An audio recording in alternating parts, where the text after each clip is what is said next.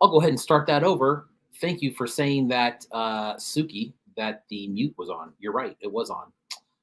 I will start over. Folklore, Suki, Zimitko, Nim Studios, Jacob. I see your message um, in my alerts. I will return that shortly. I've been super busy, my friend. Jazz Wiz in the house. Dirty Yeti. We're going to take a look at the Dirty Yeti piece tonight. Stormico Station. Killer Bootleg. What is up, dude? No sound. Yes. Sorry. Apologize. Daniel Antle says, what? That's very clever. Thank you for saying that. No sound. Dylan Clement. Juke. That's a new one. What up? There we go. Michael George. What is up? Episode 107. Let's get the banners going for tonight. I see Kilo Flo in the waiting room. We will join her shortly. Episode 107 tonight. Kilo Flo. Pocket Salsa will be here. New work from Creature Maker and Pendragon. That's a vinyl collab they did. Dirty Yeti's got a good one. Space Punk Toys has a couple of them. Giveaway box by DKE Toys tonight. Next week, Resin Blood will be in the house, and he has a ToyzAlive exclusive drop coming up the first week of June. So he will be talking about that. Last thing on the bottom scroll there, May. We haven't talked about this all month. May is National Mental Health Month. Stay healthy, even mentally. It's cool to check in on your friends. Make sure you do that once, twice. Whoever wants to listen, even if they don't want to listen, let them know you're thinking about them, and that's what's up. Kilo Flo's got a very man. If you follow that account, and I'm assuming that there's going to be some people watching tonight who don't typically watch the show, just because I've had some comments and interactions with people who don't typically follow the show, with the exception of Kilo Flo. So very cool. If you are new to the show tonight, thank you very much for joining in. Thursdays at 6 p.m. Pacific Standard Time. That's what time we get down every week. If you're watching this on the replay, thank you very much. Toy Chef, what's going on? Dre, what's up? Bliss Receptor.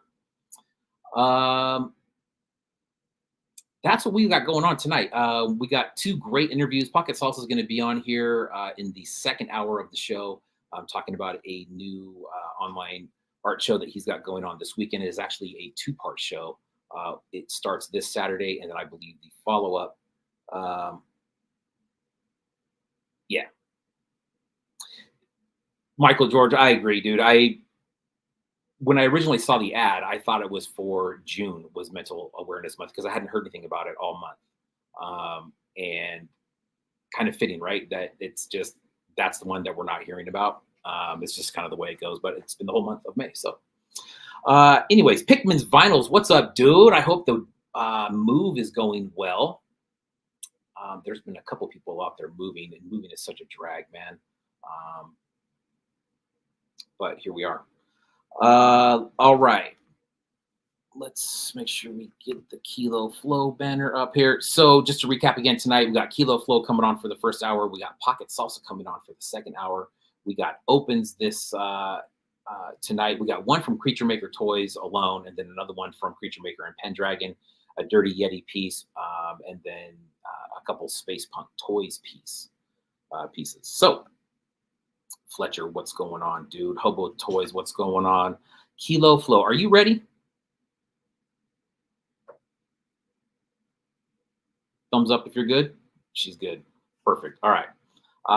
Let me get the correct banner up here.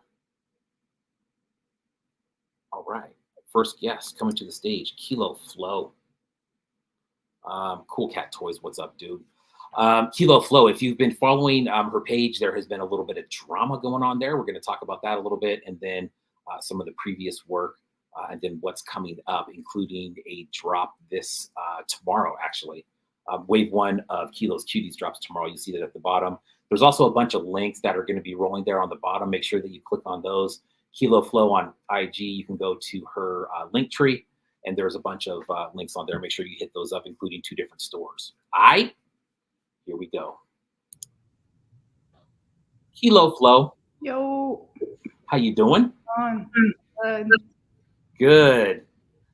So what's the deal? Like, I don't know if we should just jump right in. Probably not. Let's not jump right into that. Just for the people who don't know, kind of how we got to this point. There's a lot of ground to cover.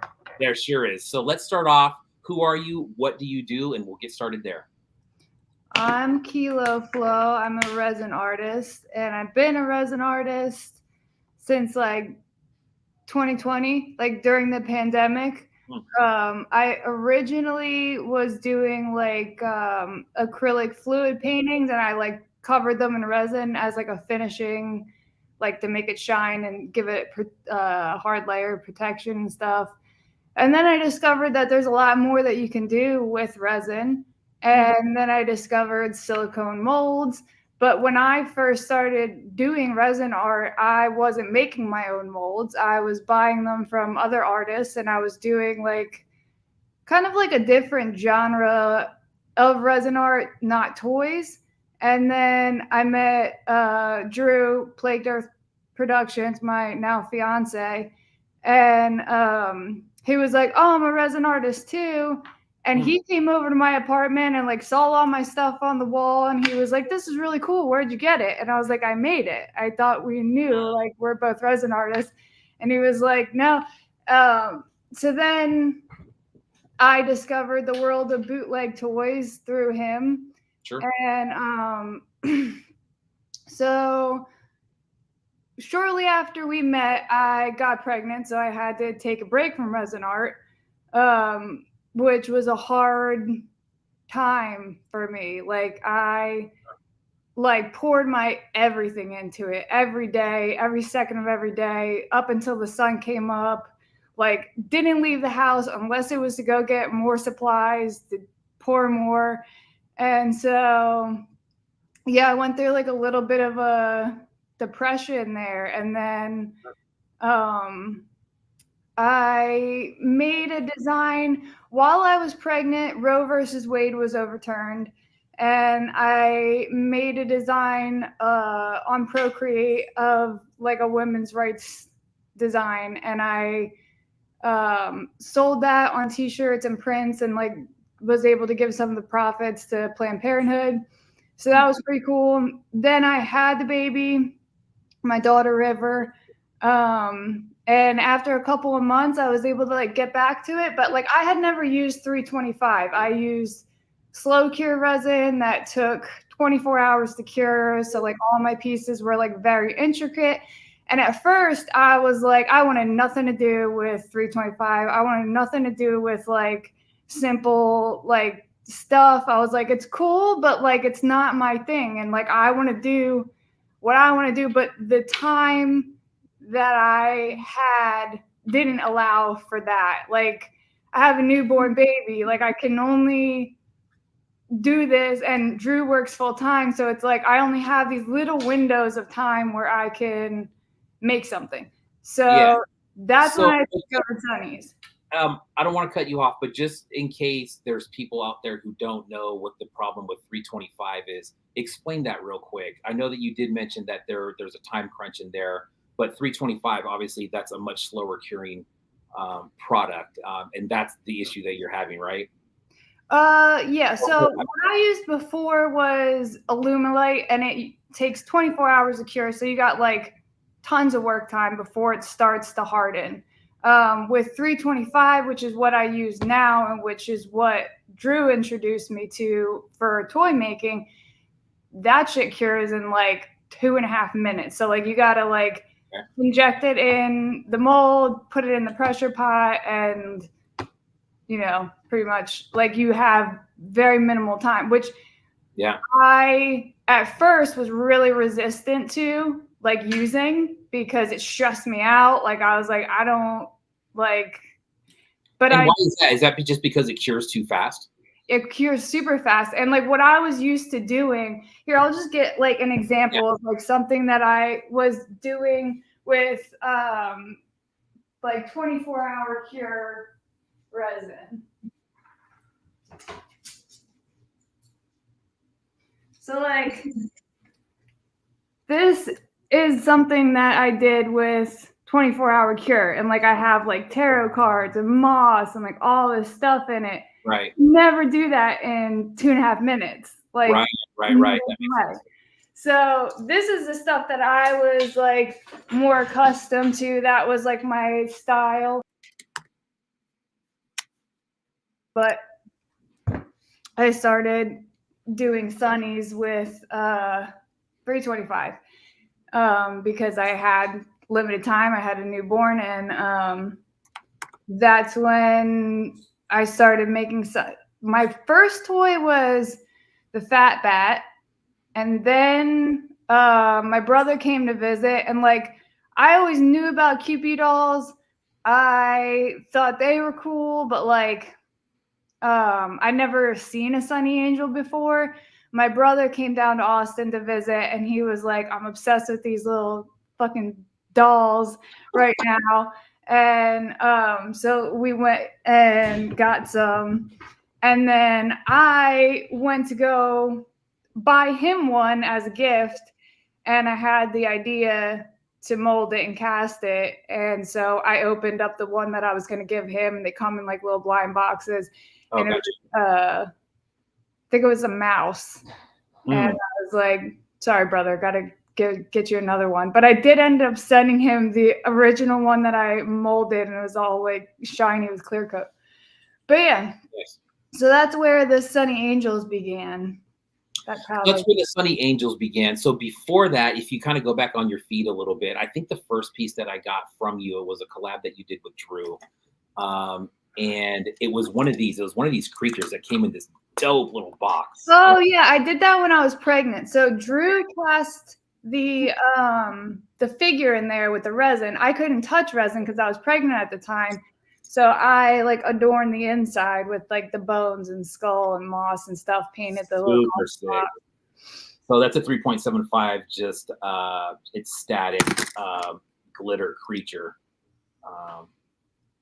The black metal creature. That's super sick. And then this was the inside. So the animal bones. And you guys are using, well, you were using real animal bones in some of your art. Those are real coyote toe bones. Yeah. Sick. Super cool look. So when you were pregnant and you weren't able to work with certain things, was that drawing you into other kind of art that you could mess with, like the t-shirts, right? I know that you said you did the women's rights thing and then put that on a t-shirt. Was that kind of your first dip into t-shirts? Had you made t-shirts before? No, I already had Procreate, and like I would fuck around with it here and there, but like it wasn't like my main thing, you know? Like I've always been an artist, and I've always like sketched and painted and sculpted and like whatever type, I'm a photographer, like I'll do anything and everything. But like when I found resin art, like that was it. That was like all that I was interested in doing. And I would like make bone jewelry and stuff. But like when I was pregnant, it was like I don't know, maybe it was because of the fact that like I was kind of like I was really thrown, you know? Like Sure. Like if somebody tells you like, here's this thing that you have become like so obsessed with and you're really good at and you've been real successful with, but like you can't do that anymore, but just like find something else to be creative. Yeah. Like you're creative, you'll figure it out. And it's like, no, man, like I don't want to do that. Like I want to do what I love to do. Yeah. But yeah, so like I went through like a couple of months of like the first trimester pregnancy symptoms, and the sickness was like pretty brutal, and I was pretty depressed. And I went through a couple of months of that, and then that women's rights design was the first thing that like I did artistically, and I felt really good about it because I was able to like donate profits to Planned Parenthood because I had gotten pregnant. Roe versus Wade was overturned. And like by the second doctor's appointment, I went in and I was like, you know, what are my options if this, like, if my body can't support this pregnancy, God forbid. Like, I was excited. I wanted to be a mom. I always wanted to be a mom.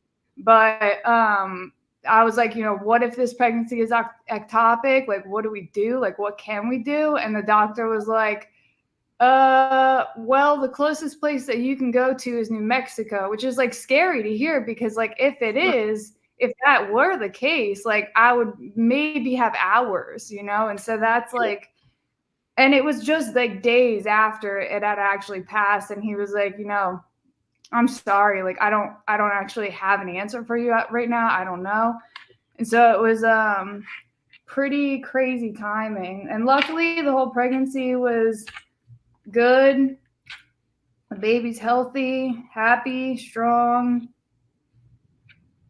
Good. I'm just pulling up my no, that's okay. The what I wanted to point out too is, like, I mean, I think it's pretty rare, right? You said that you found this, you found resin art, and I think that's, you know, kind of obscure enough as it is. I was always under the impression that you were not into it, and then you met Drew and then got into it. I think it's crazy that you guys were both into it. Just like, holy shit, dude, like, you're doing this too. I'm doing this too. Yeah, we were using the same thing, but we were doing two very different things with it. Sure. Yeah, that makes sense. Where he didn't know, like, I had, so this is like an example, what I showed earlier, this is an example of like what I was doing, what was all over my walls.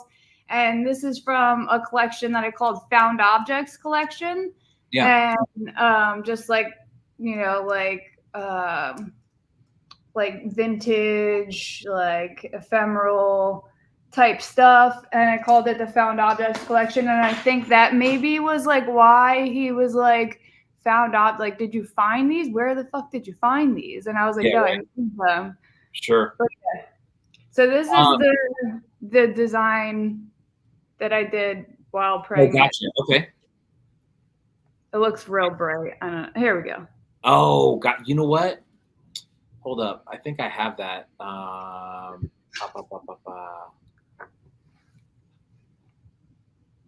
I thought I saw that on your page, and I have your page pulled up. Yeah, I have it pinned. I've had it pinned. Oh, it's at the top. Yeah.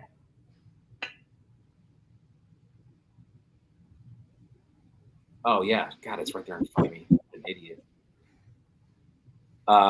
Cool. I'm going to switch the screen real quick just so we can show that a little bit better.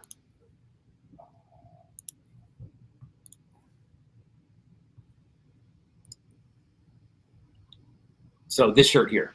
Yeah. And then if you scroll, it's the design.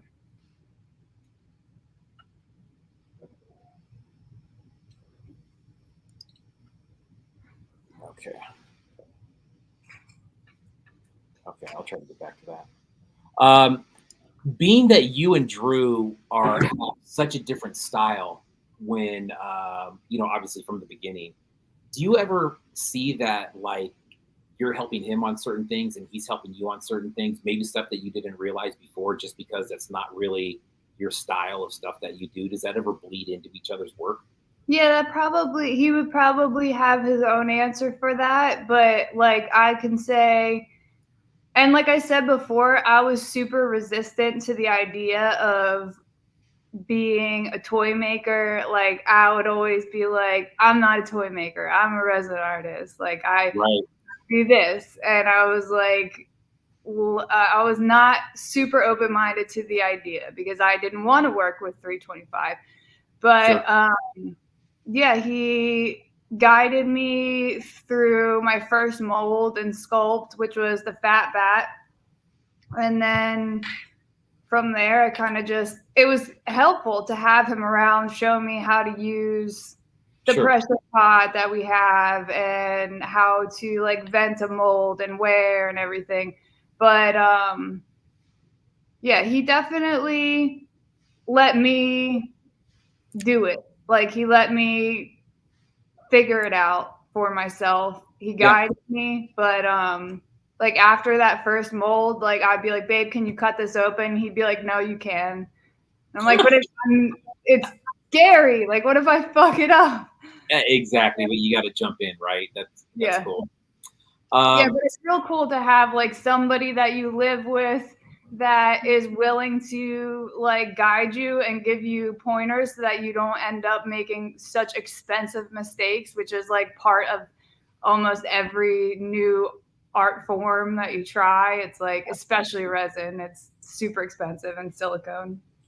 Yeah, right. And then when you're talking about, 325 and it curing so fast, I mean, there's a really small window.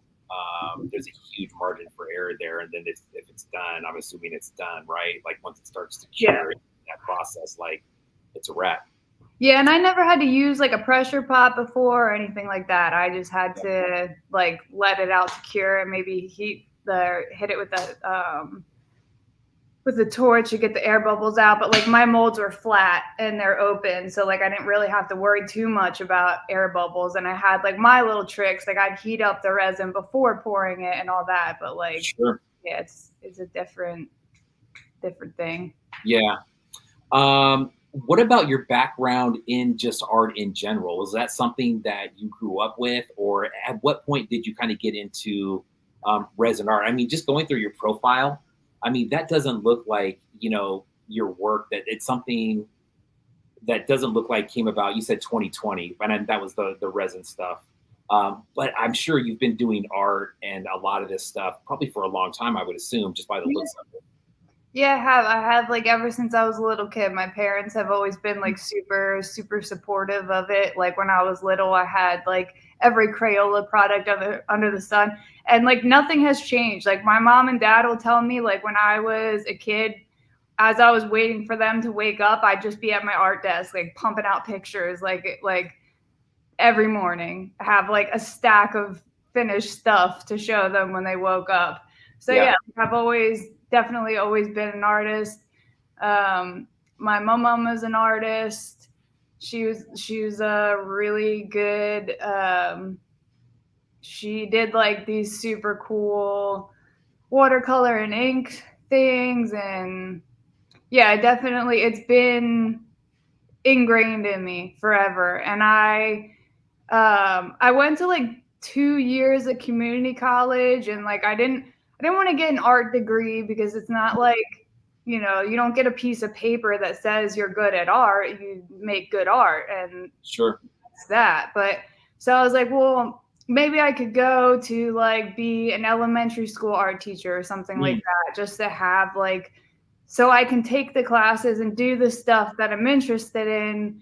And yeah, long story short, I got arrested and I caught some charges, and so that was kind of out of the question. But I really enjoyed community college. Like I just like got to explore like drawing and ceramics and all this stuff that I wouldn't have had the means to be exposed to. So that was cool. And yeah. Nice. So it's been like a lifelong full of art. Then we moved into the resin stuff around 2020. Now, at what point did the Kewpies? I mean, I know you said that your brother came, and so let's just kind of get into the Kewpies. Like, let's just say I don't know shit about Kewpies, which is very close to being accurate. Tell me kind of the history of these. They've been around for a long time, I'm guessing? Yeah, a very long time. So I think they were manufactured in the US in like the 1900s, like early 20th century. And they were created by a woman named Rose O'Neill. And this is all like information that I just discovered recently after Sonny Angel sent me a cease and desist. And I always knew that Sonny Angel was inspired by Kewpie dolls, and I always was aware of Kewpie dolls, but I wasn't aware of like just how deep it goes. So I did a little bit of my own research recently.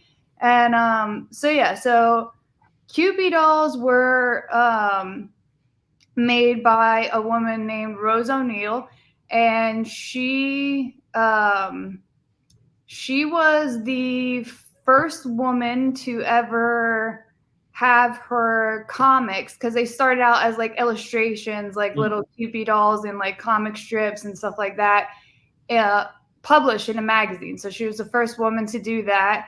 She worked at a magazine where she was the only woman there.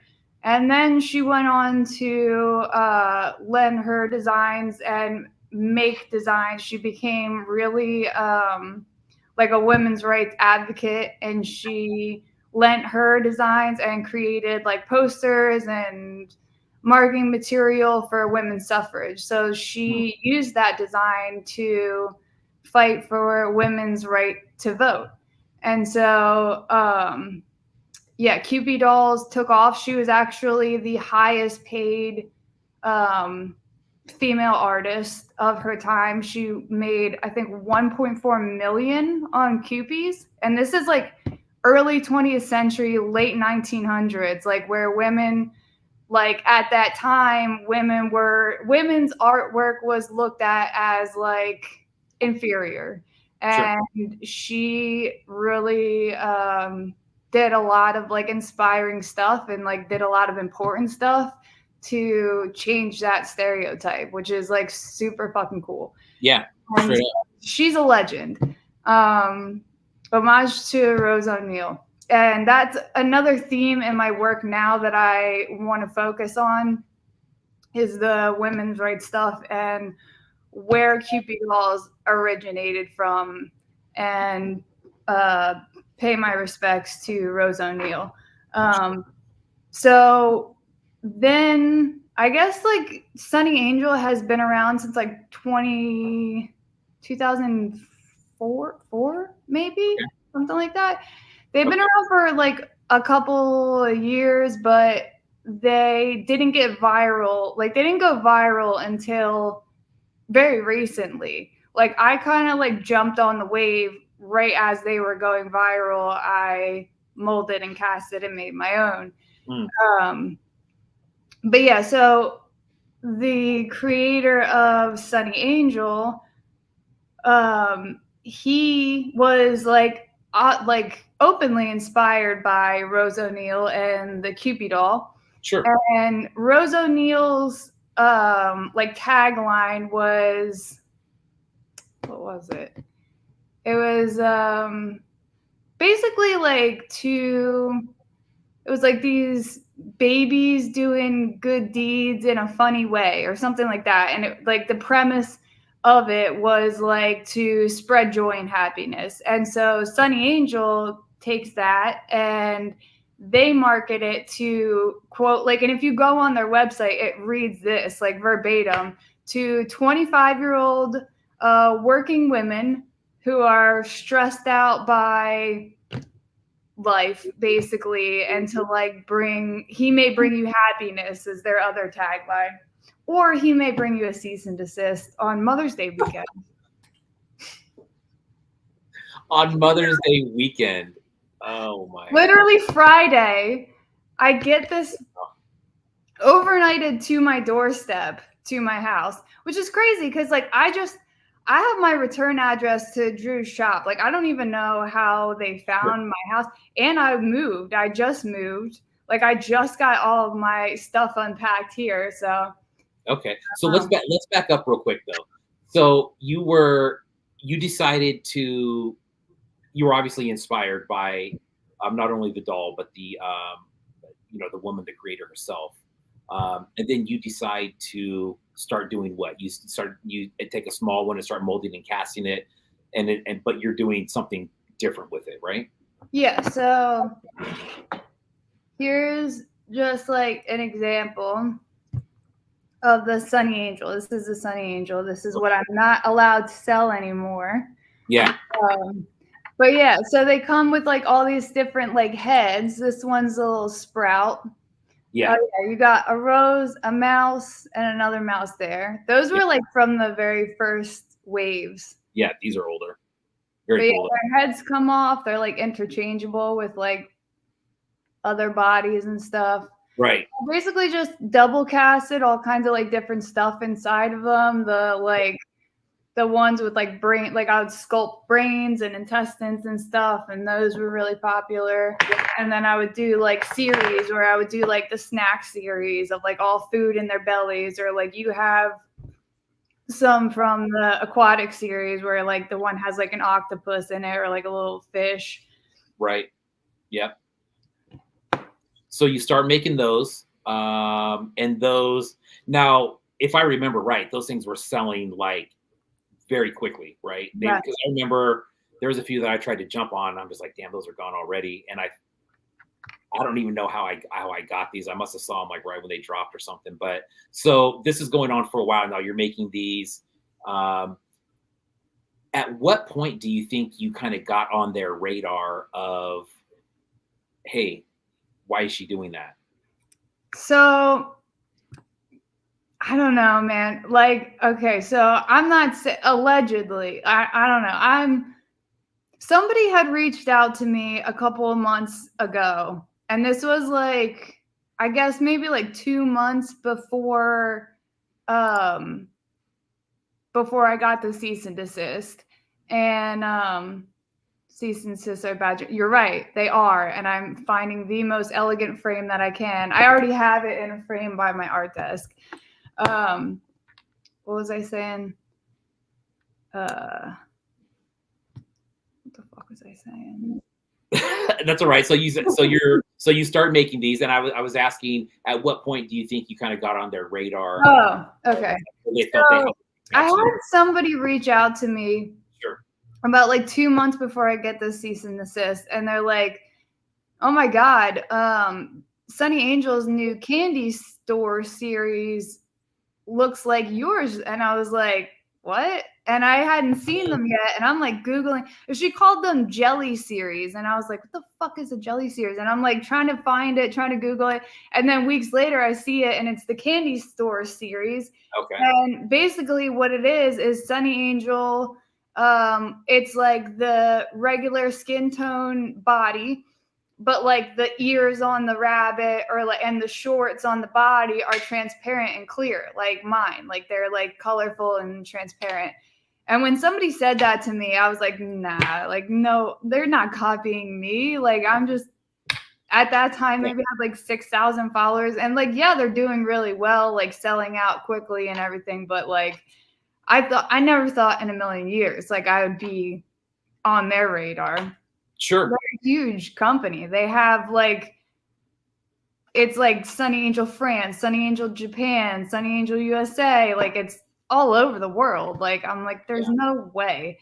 But yeah, so this all starts with, I get these emails, and the email that I got originally was from Alan Buff at Dreams Incorporated. And Dreams Incorporated is the distributor for Sonny Angel. They make the Sonny Angels. They manufacture the Sonny Angels. So I get this email, and it's like worded really like weird and unprofessional, and like there's no contact information, and it's basically like, hey, before we go ahead and sue you, we just want to like let you know and give you the opportunity to stop infringing on our rights. And so I kind of like, and I got this email like right before I did my 7,000 follower giveaway. And so that's the picture of the cease and desist. That's like the actual thing that I got in the mail. But it started with emails from the vice president of Dreams, and Gotcha. which I had to like Google and find out. And that same day, two other Sonny Angel artists who were making their own designs of just like drawing Sonny Angels in their own like artistic renditions and selling like $3 stickers and like $20 tote bags. Like, right. Like, how is that a threat to them whatsoever? Right. So I think like what it was, and the whole time I'm like, if they're going to really like make an example at anybody, it's probably going to be me. Like, you know, and so we're like comparing our emails, and like the other emails that were sent to these other girls were like even more trollish. So then we're all like questioning, like, is this real? Like, are these emails like really from the vice president of Dreams Incorporated and Sonny Angel themselves? Like, because I was doing a giveaway. I went live right after I got this email, and I basically just said like, The time for rebranding has come. I'm changing the name. It'll be from Partly Sunny Angels to Kilo's Kewpies. Because I thought that'll be enough. Like, I am using part of their name. So Sure. I change the name, and then I change all my listings on Big Cartel that night.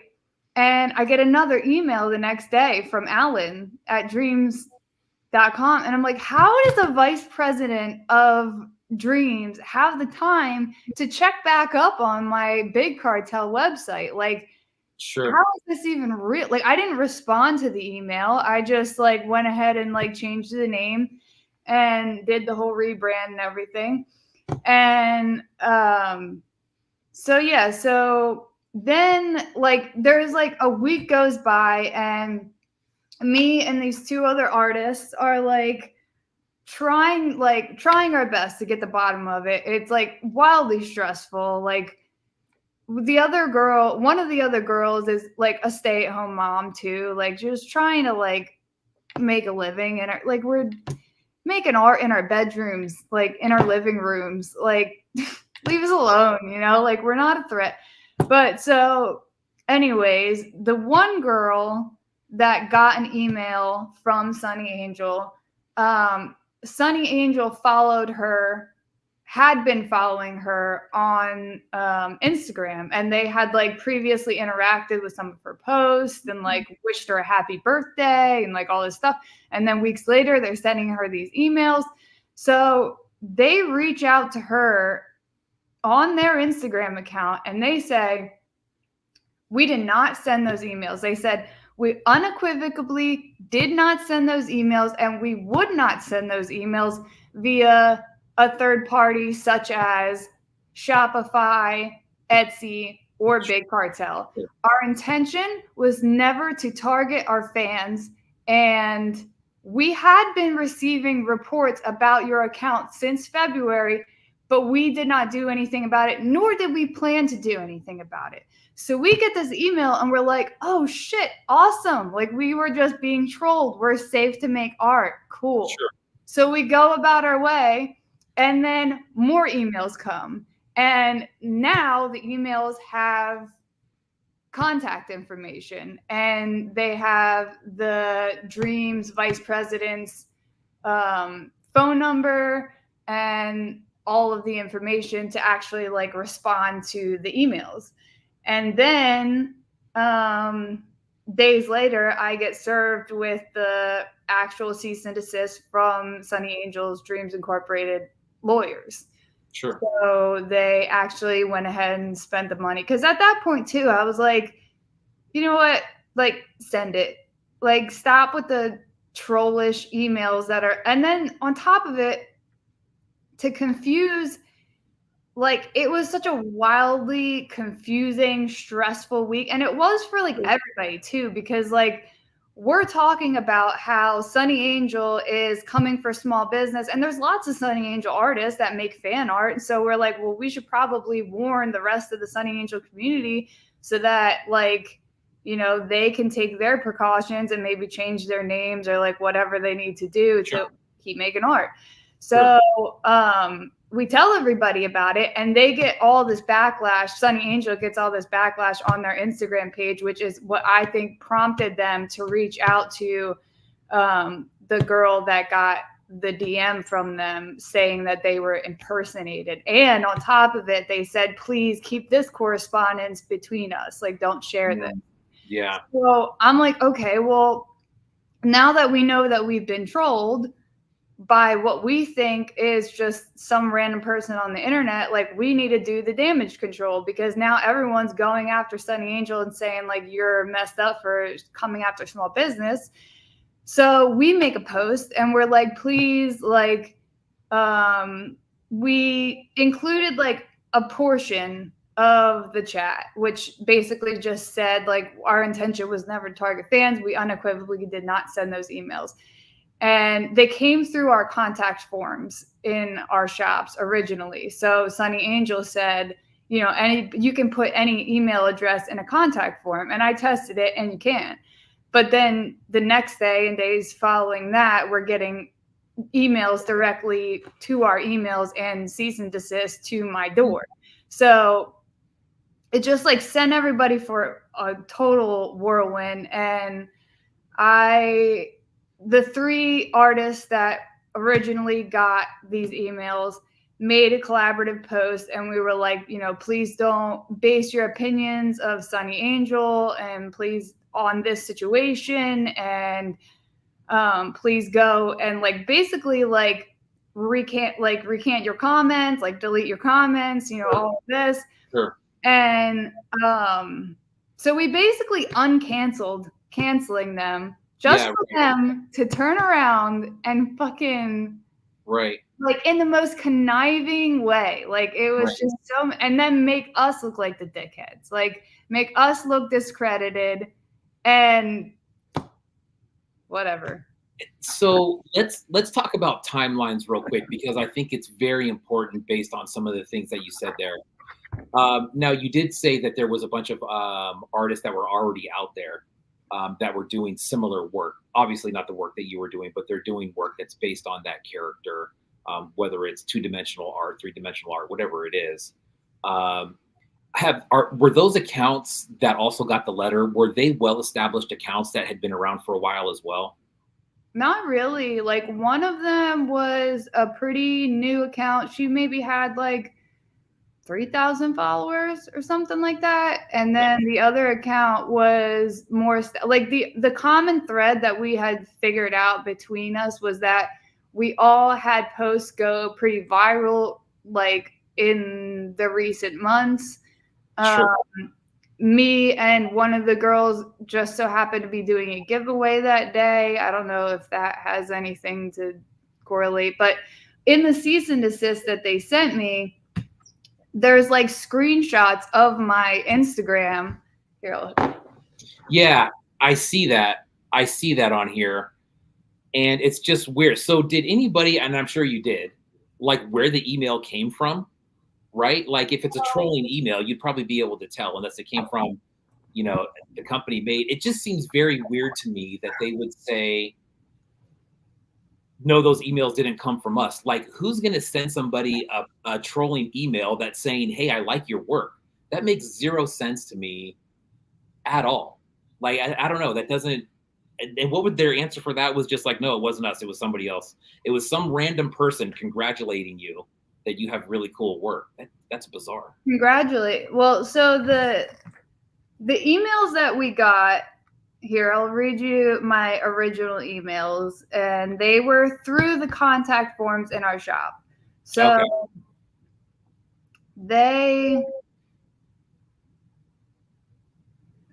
so this is the first one that I received. Please be advised that Dreams USA Incorporated is a holder of U.S. registered trademark and U.S. registered copyright for Sonny Angel. The partly Sonny Angel name and all of the products you have used using the image of Sonny Angel violate our IP rights. Our first approach is always to inform and advise transgressions and rely on the integrity of the infringing party to stop their unlawful actions. Please remove all these products and references to Sonny Angel and cease all production and sale or resale of these items. Please confirm by return. If you do not agree to stop infringing on our rights, we will have no choice but to turn this over to our IP attorneys. Mm-hmm. And this just comes from the Big Cartel contact form. And it is Alan@dream6.com. Gotcha. And then a day later, after I change all of my listings on my name, I get another email from Alan Buff, but still through my contact form through my Big Cartel. And it says, hello again. Removing the name Sonny Angel avoids transgressions against our registered trademark, but it does not take away from your infringing on our registered copyright for Sonny Angel. The Kewpie designs on your site are clearly knockoffs and are trading on the goodwill of Sonny Angel. You need to take these down. And by the way, the header of the page still shows the name Sonny Angel. Like you missed the spot. Like I forgot to change the little like header on my website. Yeah. Please reply to me at the email address above, confirming that you have removed infringing designs from your site. So I did not do that, and I just continued to go about my business, and then a couple of days later, they sent the other girl who had gotten one of these emails these messages on her Instagram DMs. And they say to her, basically, we've been impersonated. That was not us. Anybody can put anything in a contact form, and we wouldn't go about it that way, nor do we plan to. Our intention was never to target fans. All this stuff. Please keep this correspondence between us. So they said that, and the email was from that dude at that place? They said that on their Instagram account. Okay. But the emails were from Alan's at dream6.com. That was the return email address. That was the email address that he had used through the contact forms on our websites. So the one girl that got hers from the return address through her contact on Shopify said, like, the Sonny Angels customer service email. And that was what we were like, okay, yours must be real though, because that is the email address for Sonny Angel. And they say to her too, when they DM'd her, like, that is the correct email address. However, that was not us that sent it. And anybody can put any address into a contact form. And while I'm on the phone with the girl, as she's talking to them on Instagram, I'm like, let me test it. And I try it out. And it's true. You can. Like, and we were like, oh my God, we're so stupid. Like, why did we not think of this? Like, we just got trolled. But at the same time, like, we're totally like relieved. Like, we're like, thank God. Like, this has been a total fucking nightmare of like a week. Like, thinking it will go away, and then they'll just let you keep doing your thing, right? Because they said they don't want to go after fans and whatnot, right? Right. And what they said was kind of like, you know, we had been receiving reports on your account since February, but we didn't plan to do anything about it, nor do we. And we would not through a third-party website like that. We were impersonated. The employee that was impersonated has been through enough. So please keep this correspondence between us. Oh, of course. Of course. I mean, come on now. I mean, Suki says total bullshit no matter. There's other people saying, you know, keep this between us. Yes, Suki says, keep this between us. Classic shady words. Obviously, they didn't want you to say anything because that person is the one who wrote the email, and they didn't want to getting back to them that they were saying that it wasn't that email from them. Right. And I don't know if it was like a miscommunication between Alan at Dream 6 and Sonny Angel's marketing team, or if they were all in on it the entire time and they were like, let's send it this way so that if we do get backlash, we can lie and say that it wasn't us. Absolutely. So I'm sure there was a thought of that for sure. Uncanceled and make them look like the assholes, which is exactly what they did. And then everybody is like, what is going on? Like, like we made this post saying that they're coming after small businesses, and then we make this post saying it wasn't them, we got trolled, and then I get a cease and desist, and I'm like, and we're tired. Like at this point, it's like, dude, just let me live. Like, and you know, that's kind of what I wanted to ask next is, like, in the end, right? Like when it's all this, when this portion of your art career is over, in the end, is there any kind of sense of pride that says maybe what happened was that your idea was so fucking good, somebody saw it, right, and saw it from that company and was like, damn it, how come we didn't think of that? We need to start doing that. Yeah, and then they start sending letters out saying, hey, that's our idea. Yeah, and that's the crazy thing too, is like the very next day they came out with like, so they started doing like free acrylic fans. Like at first I thought like the way that they like posted the day that I got the cease and desist, they posted about their newest thing, and they did like the way that they marketed it was like real confusing. And I like, so it just points to a body and it says clear acrylic. Right. And I'm like, clear acrylic what? But apparently it was a free fan with all of their orders, whatever. But then like 2 days later, they're posting temporary tattoo designs. And like maybe they had posted it before, like maybe they had already come out with that, or maybe it was already an idea. But it's like, why go after artists that are making like $3 on some stickers and some tote bags? Like, yeah. That? Well, and I'm thinking that now, just being an outsider looking in, if I'm that company and I'm coming down on you, I'm also coming down on other insignificant things like that to make it look like we're not singling you out and saying, hey, this one's bad. They're going to say, hey, for the time being, we're saying everything's bad. And that it's just this group. You can't make that stuff, period. But I think what it really is that I think they really, somebody, and that's how a lot of these things happen, right? I mean, if you look through even like action figures, and when Kenner started coming out with the prototype figures, right, where each limb is a different color, like how long have people in this community been doing that shit? They've been doing it for years. You're telling me that somebody from that company didn't see that and was like, oh man, we need to start doing that,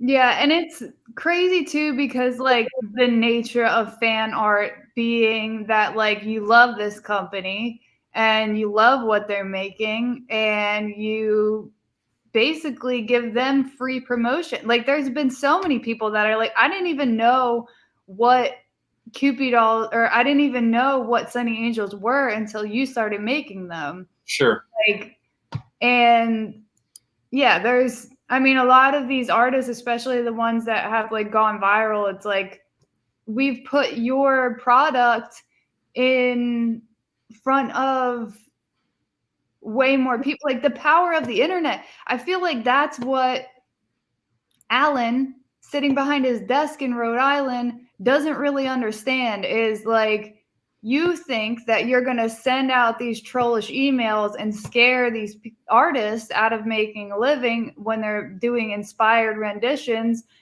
of fan art. But what you don't realize is that like those are the very people that made your brand go viral. Like you've been around since what, 2004, and you weren't anything really until the last year or so.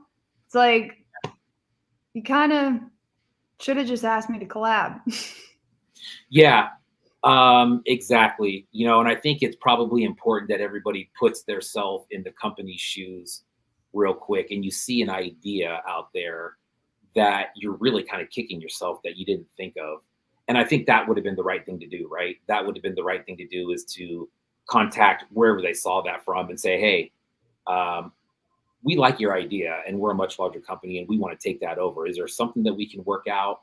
Maybe there's a payment involved where they yeah, buy and that. they even do like they done artist series. Like they worked with an artist named Donna Wilson, I think it is, and she like designed a series of Sonny Angels. So like they have done that, but as like an independent artist that was just like making figures in my living room and like it was like feeding my kid, like I had no real interest in like signing any contracts with any company, especially not now after I see the way that they operated and the way that they handled this whole situation. It's like, nah. But yeah, exactly. I think we've seen that from a lot. Yeah, I'm sorry, go ahead. What I do have plans for, though, is to make my own character and to get picked up by Pop Mart. So just putting that out there. Sweet. Do have a person at Pop Mart who wants to talk to me. So nice. Well, that's exciting. So let's talk about the drop that you got going on tomorrow. Bring us up to speed on that.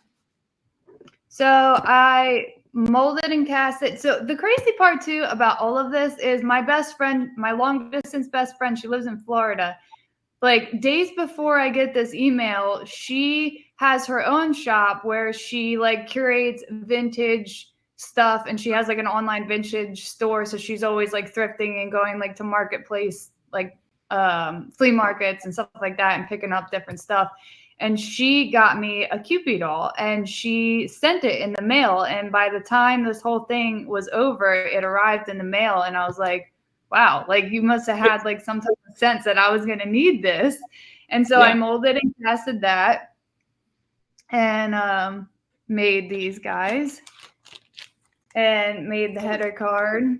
Cease and suck my dick. So cute. And what is the scale of that? That's large. What size is that? Yeah, so the scale of this, like this is like heavy duty. Like I could like knock motherfucker out with this. So this is a Sonny Angel compared to gotcha. The new one. Nice. Is that the one that you have in the video? Yeah, this one with the brains. Yeah, exactly. I'm going to show that real quick.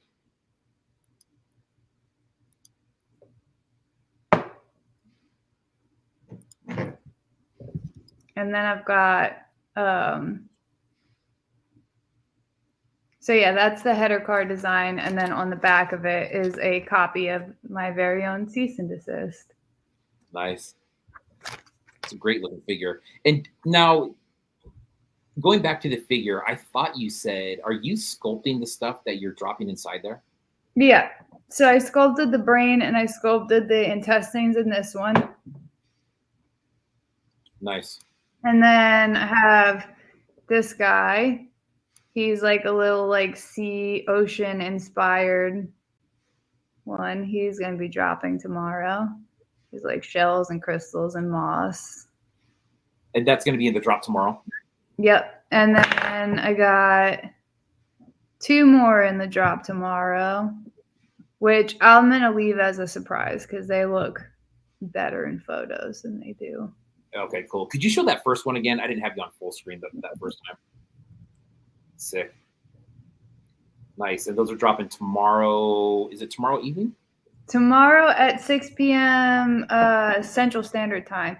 So like on my most recent post, there is a reminder that you can set and it'll notify you at the drop. Because if this is going to go anything like the Sonny Angels did, like you got to be quick. Like I used to have people like having their payments not going through and sending me messages and being like, am I going to be refunded? Because like somebody else got it before me. And gotcha. Yeah.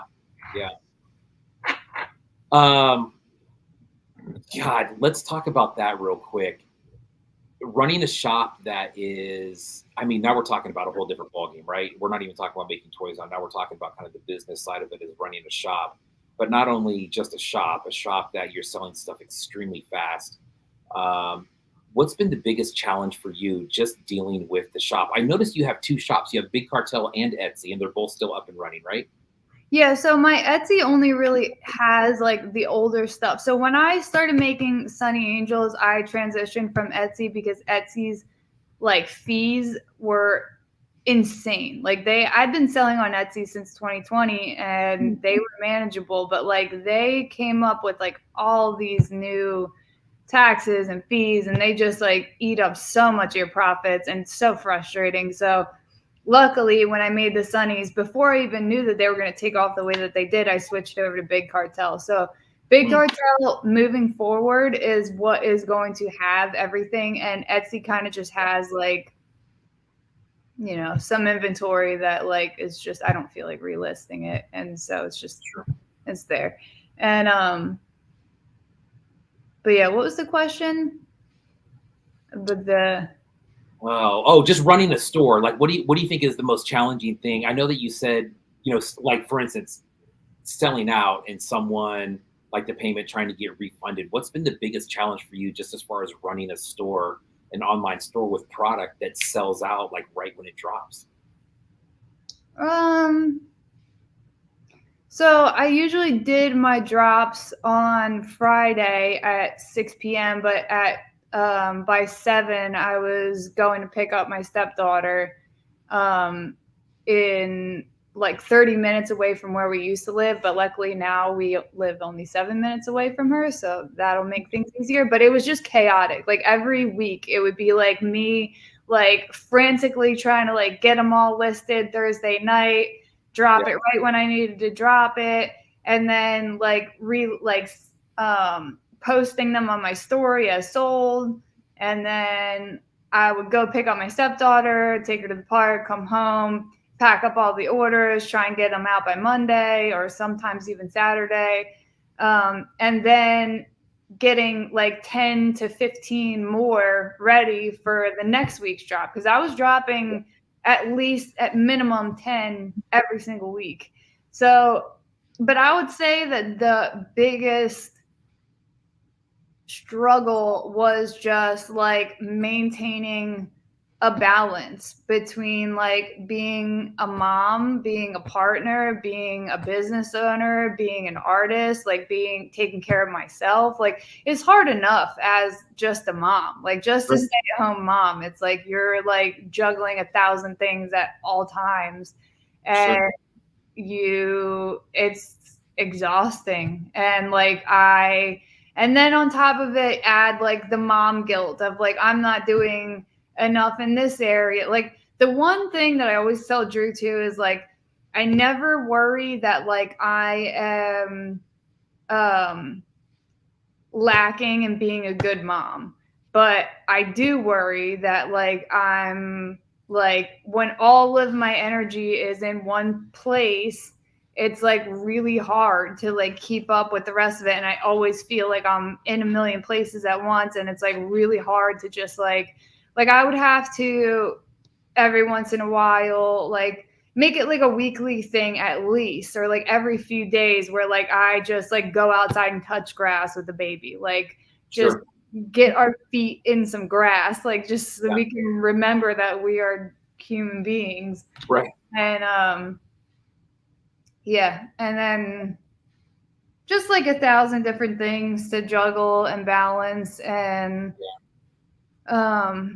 And then the cease and desist, and then moving, like this all happened. Like we got the house, I got the cease and desist, we packed up and moved, got settled here. Like I just this week got this figure molded and ready to go, but I wanted to do that like as quickly as possible because like I was kind of quiet like since this happened, but I like the whole time was like, I wanted to be clear, like I am not going anywhere. Like you can try to scare me and you can try to troll me and you can try and tell me that I'm a ripoff artist and I have no skill or talent and I'm lame and I'm stupid for even doing it in the first place. And what did you think was going to happen? And blah, blah, blah, blah, blah.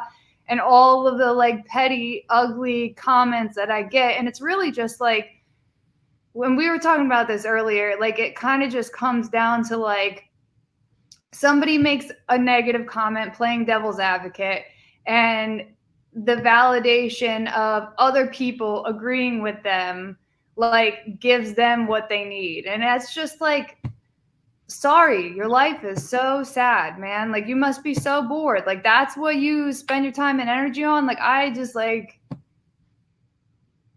I don't got the time. Like I'm trying to make art and be a mom and just like live my life and be happy. Like, and you know, I think that's actually part of the problem right there is that you don't have the time and they do have the time. You know what I mean? Right. And that's all they have. I don't have a job or a hobby.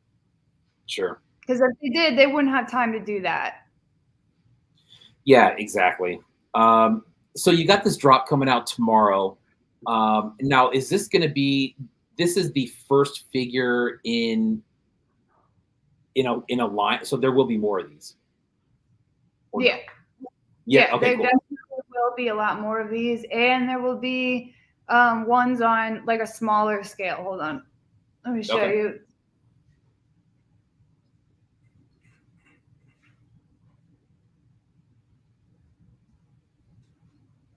So these are the next ones to be molded. So then we got that, and in comparison, sorry, the head's separated. But so like, now maybe this is an obvious question, just kind of going back to the cease and desist letter. Just not being familiar myself, not being familiar with the character or kind of that community or that fan base. There has to have been somebody else along the way that made their own version of that, maybe molded and casted it. Have you seen any of that at all? That somebody had done that previously, and do you know if they got a letter as well? the Kewpie doll or the Sonny Angel? Either one. I have seen like double casted Kewpie dolls, Okay. but I never saw a double casted Sonny Angel. Right. And yeah. So, but Kewpie dolls are public domain. So Gotcha. Okay. So that makes sense. That's what they were kind of going back and forth in the comments there. So the Kewpie pie or the Kewpie one, the Kewpie doll, that one is public domain. The Sonny Angel is the one that is not, correct? And that's the company that you were having the issue with, is the Sonny Angel. Gotcha. It kind of makes me wonder now. So they took something that's public domain and are trying to make it their own. Yeah, and they did that so they basically, it's the same exact body, it's the same like side eye, it's the same little wings on the back, it's the same like starfish hands, like everything about the Sonny Angel is a Kewpie doll. The only difference is they're called Sonny Angels and they have different headgear. Like, so that's the thing about Sonny Angels, is that they have different just things on their head, like different animals or like different, just like different series. But definitely inspired by a Kewpie doll. Right. Yeah. And also it's like there's a lot of Sonny Angels out there, and there's a lot of series. And the more that I look at like vintage Kewpie dolls, like the porcelain Kewpie dolls, the more I see like where Sonny Angel got a lot of their designs from. It's like there's like, so Kewpie dolls, there's like Halloween series Kewpies, like holiday Kewpies. There's like a bride and like stuff like that. And Sonny Angel has a lot of Sonny Angels that are basically direct copies of Kewpie dolls, and like they're Rose O'Neill's illustrations. Right. So it sounds to me like, so just to put a bow on this thing real quick, it sounds like Sonny Angels came about because they did, their Sonny Angels are basically heavily inspired by Kewpie dolls, which are public domain now. They switched them up a little bit, so they're, let's say, unique, right? You come along, you essentially do the exact same fucking thing, right? Where it's maybe inspired by that, but it's different. It's nothing that they're doing. Yeah, and the fact that they call it knockoffs, like, and the words counterfeit were thrown around, it's like, dude, I was never trying to pass these off as Sonny Angels. Like, people would be like, what are these? Like, I haven't seen this series yet. And I would be like, I make them. Like, it was always very clear that, like, I make them, I sell them, like, I customize them. They're all one of a kind. Like, I never made the same one twice. They're a different medium. They came in different packaging. Like, counterfeit would be like the AliExpress rip-off versions of Sonny Angels. Like, right. But bootleg toys, like, I feel like a lot of people don't really understand what that term means. They don't, and it's all, the words that you're saying, counterfeit, something like that. It's just it's wordplay with them, Suki had a great comment. He says, Sonny Angels are just more creative with their legal department. And I think that kind of summarizes it like there. I'll take a step further. They have a legal department. All right. Kilo Flo does not have a legal department where they can, have people respond to these letters and write grievances and do all this stuff and take all this time. Whereas Sonny Angels, as they should be, they should have a legal department for stuff like this. But the fact of the matter is they have people who are probably working on this night and day, scanning the internet, trying to find stuff that, artists like yourself that they can pick off. Yeah, one of the artists actually did call back when we finally got a contact Alan himself. One of the artists that got an email called him on the phone, and he basically told her, let us know of anybody else that's making Sonny Angel art. Like basically rat everybody else out that you can think of so that we can go after them too.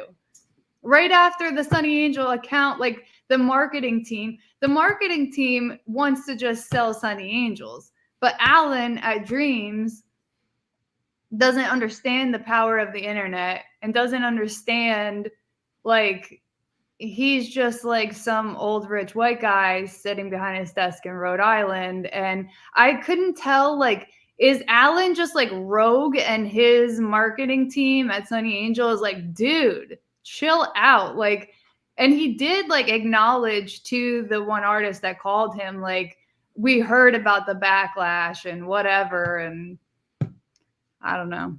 Yeah. Lame, altogether lame. But what you got going on now? Inspiring. And I'm like, this whole situation has, like, from the beginning, like from the very first email, I was like, I believe that everything happens for a reason.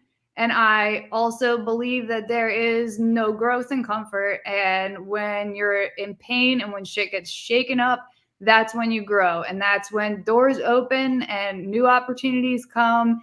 And otherwise wouldn't have, just like how I was talking about in the beginning, like when I refused, I'm not a toy maker and I don't want to work with 325 and this and that. It's like I was kind of forced into it by circumstance. Mind you, it was like a pretty awesome, magical circumstance. I got to become a mom, which is like the best thing ever.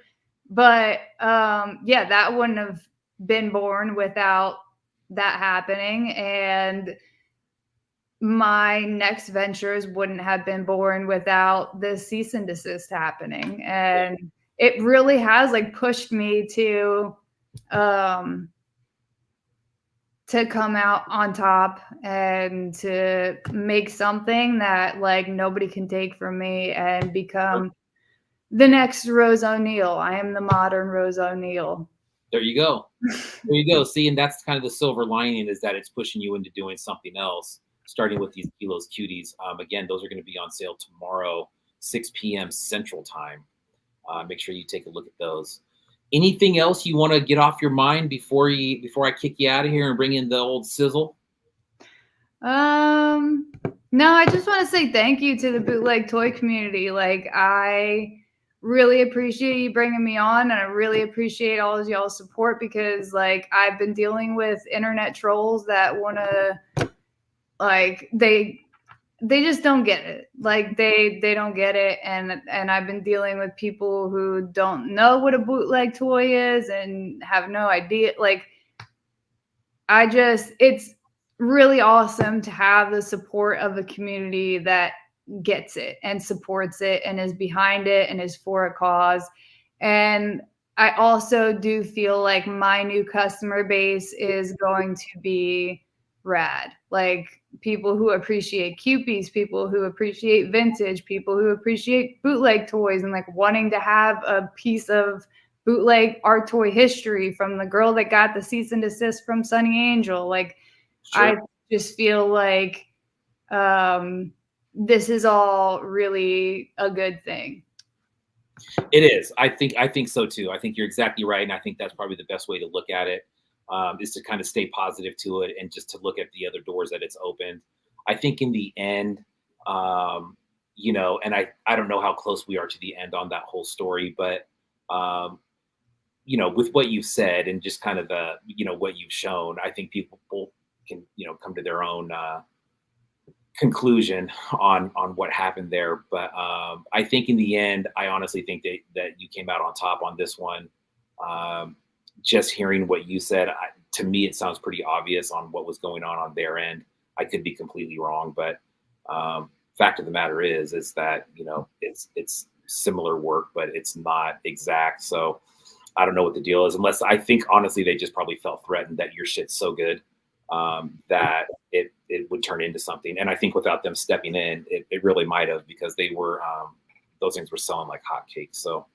And I did used to get comments of being like, these are the only Sonny Angels that I would buy. These are the only Sonny Angels that are cool. Like, sure. Which maybe somebody at Sonny Angels saw that and read some of those comments, and it hurt them a little bit, hurt their feelings. Yeah, it's their thing, and you made it cooler. You know what I mean? And now it's your thing.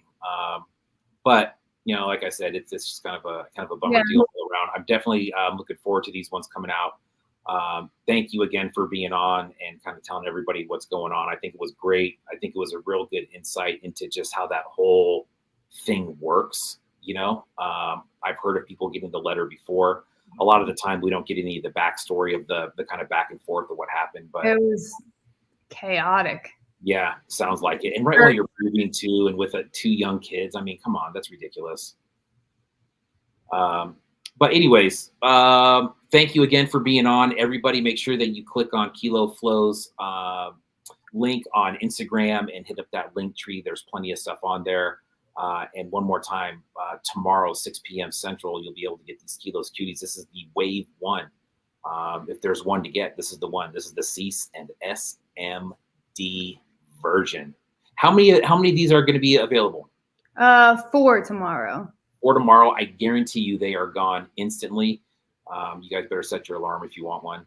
Yeah, hopefully by next week. And I think it will be by next week. I might even have new sizes, but I'll definitely probably have more than 4. Like I just got all the header cards printed, and the care cards and the cards of authenticity. Like they all come with their signed certificate of authenticity, 1 of 1, Kilo Flo with my signature. They come with like a care card. I got all that material printed. So nice. Yeah, the packaging looks solid too.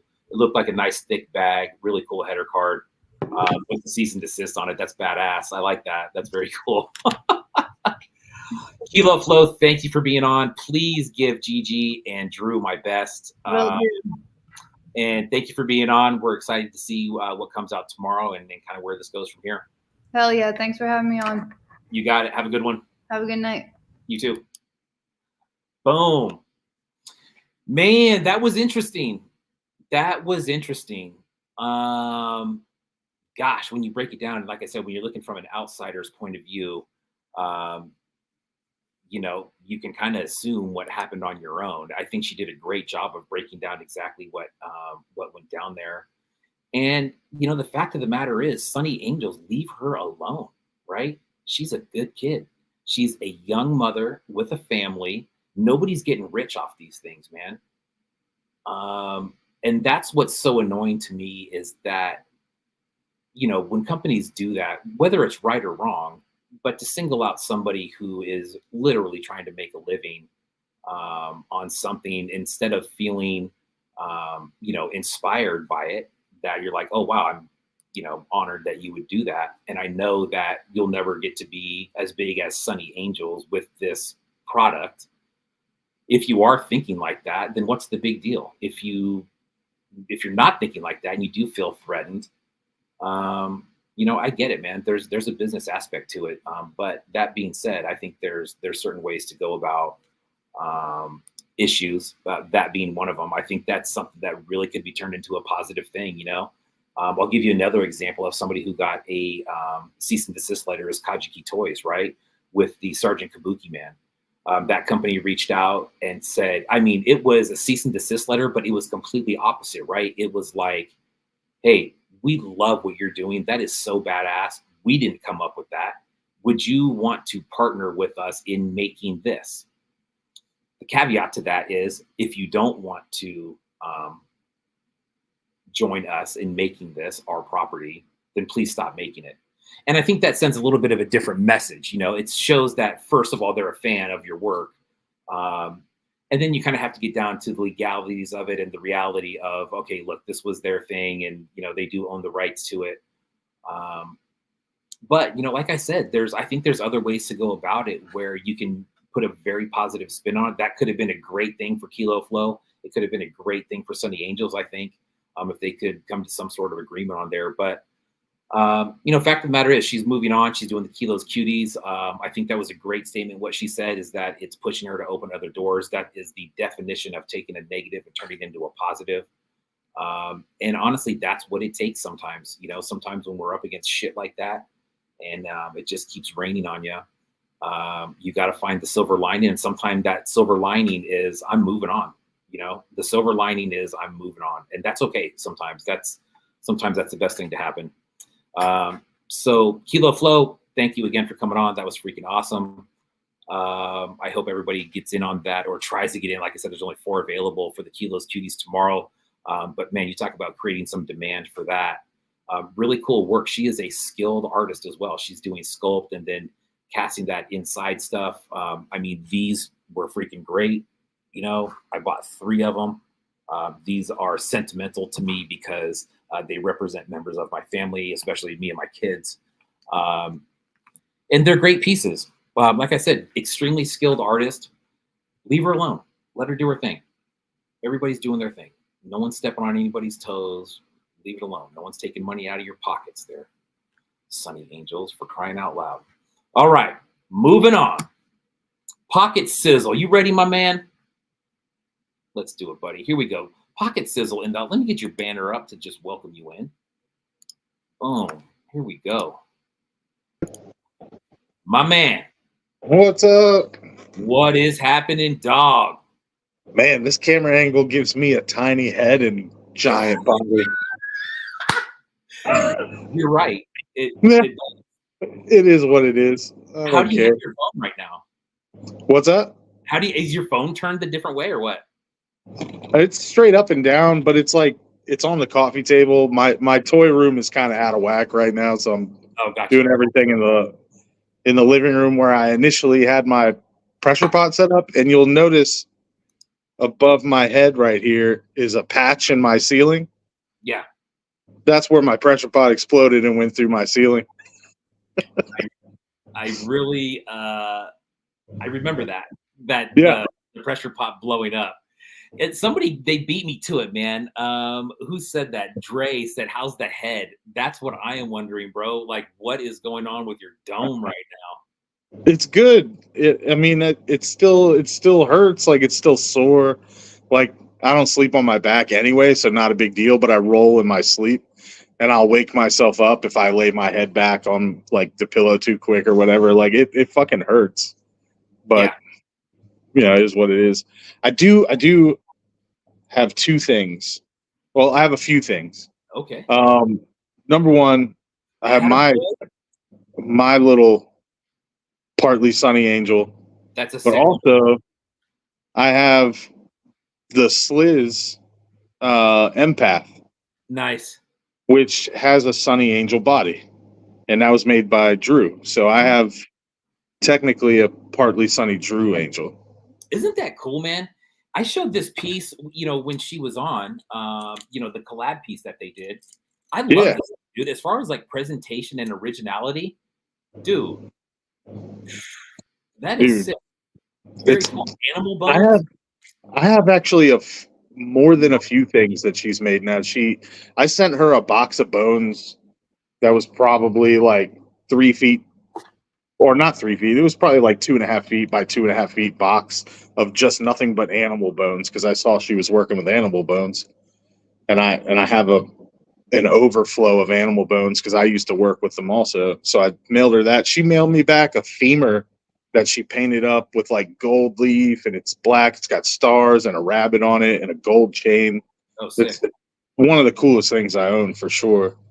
But also, fuck Sonny Angels. Like, the coolest thing about Sonny Angels was that she was booting Sonny Angels. And also, man, that's something that I wanted to say is like, fucking A, bro. Like, I think that she made that, whatever they're making. I think deep down in my stomach, dude, I think that's what happens. That somebody saw that and was like, "Damn, that's fucking cool, dude," and were kicking themselves that they didn't think of it. Yeah, And instead of bringing her in, as a marketing department, how do you explain that?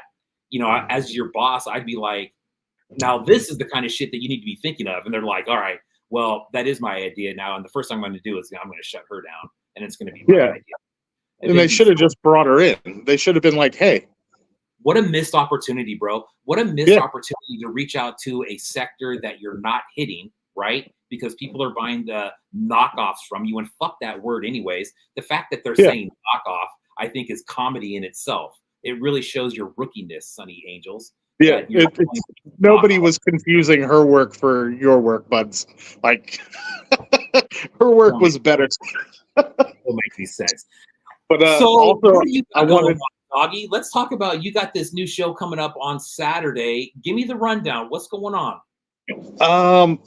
Real quick before we do that, "Cease and Suck My Dick" is the most Philly thing I've ever heard, ever. Like, if you were to give someone in the street in Philly a cease and desist letter, you would immediately get a "cease and suck my dick," and that is kind of where she's from. So, like, when I heard that, I was like, "Oh man, now I have to have one." So yeah, I want one of those. From up there somewhere, man. I heard her say water, and Eddie says water the exact same way, and I'm like, "You gotta be from Philly. You gotta be from up there somewhere."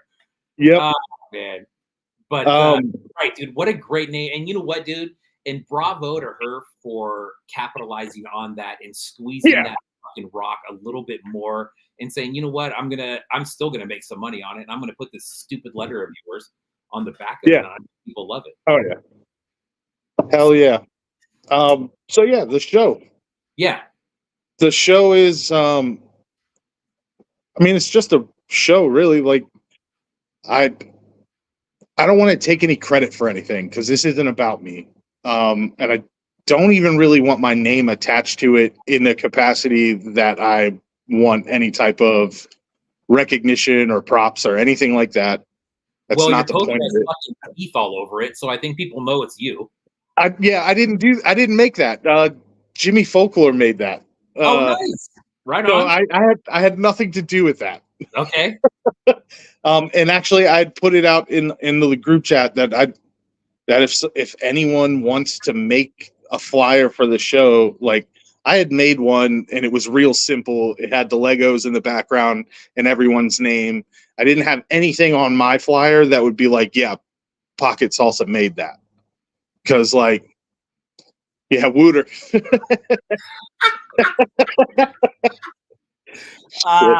Damn it.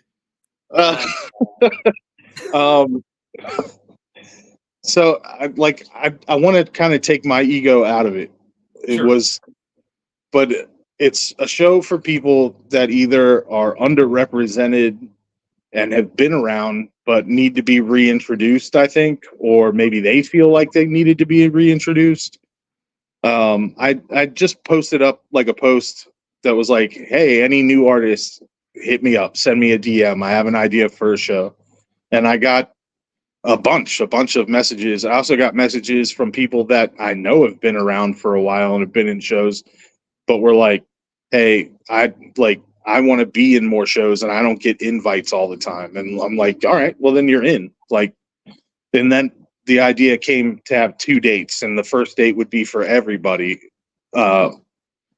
old guys and old girls, I guess, that need to be reintroduced alongside the new artists, so that the new artists kind of get a sense of what it's like to present their work next to someone that's got years more experience than them. Because that's what happened to me when I first presented my piece in Heavy Metal Hanukkah.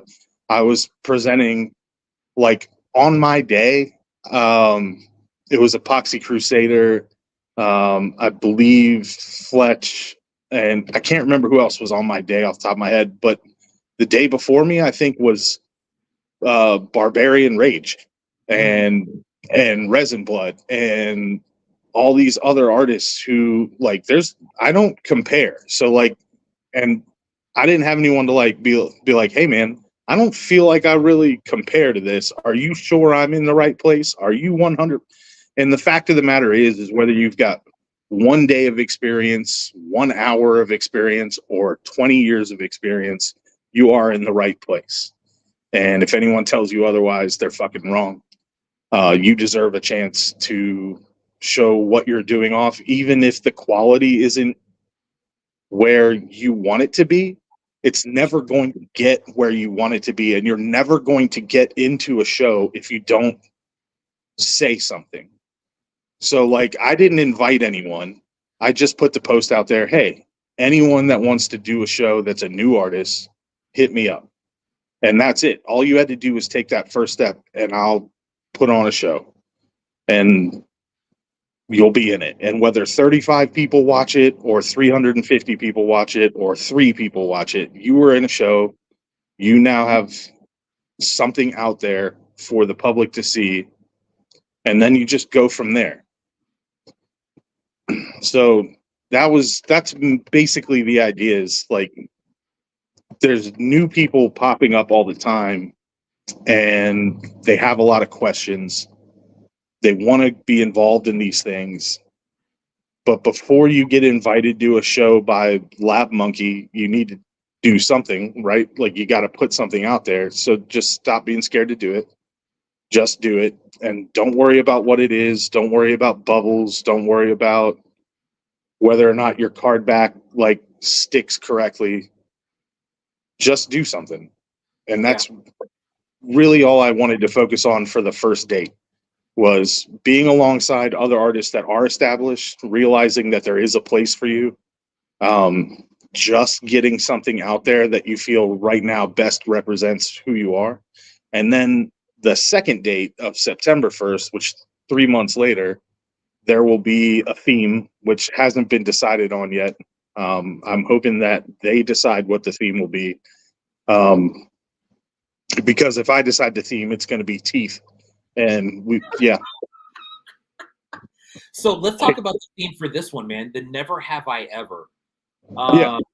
When I it's almost not even fair to say, what does that mean? Because you could probably mean whatever you want it to mean. But when you thought of the show idea, Never Have I Ever, what is it exactly that you were thinking of as far as pieces go? Or was it more of like, hey, let's get like a good landscape where it can be interpreted in a bunch of different ways, and let's fucking roll the dice and see what happens? Just wanted it to be interpreted a bunch of different ways, but the original idea for Never Have I Ever had nothing to do, and I came up with it like a year ago in my head. It had nothing to do with bringing new artists in. It had to do with artists that are established going to find a friend or a family member and documenting like a week-long process where they teach a person who has either no interest or has an interest but no drive to do this, and like just documenting you teaching someone in your life what you do, so that it's someone that literally has never done this or wanted to make something. Teeth would be an excellent theme. It's not bad. It's not bad. It's not bad. I think it's pretty amazing, actually. Bro, I was watching this movie last night. God, it's on Netflix right now. I can't remember the name of it, dude. I think it came out in 2023. Kevin Bacon has a part in it. Ethan Hawke's in it. Someone tell me what the name of that movie is. But you lost me. Yeah, dude. It's supposed to be like when there's on the brink of civil war in America, basically, is what it is, and everybody's kind of secluded, and they start having these noises that come in, right? Like,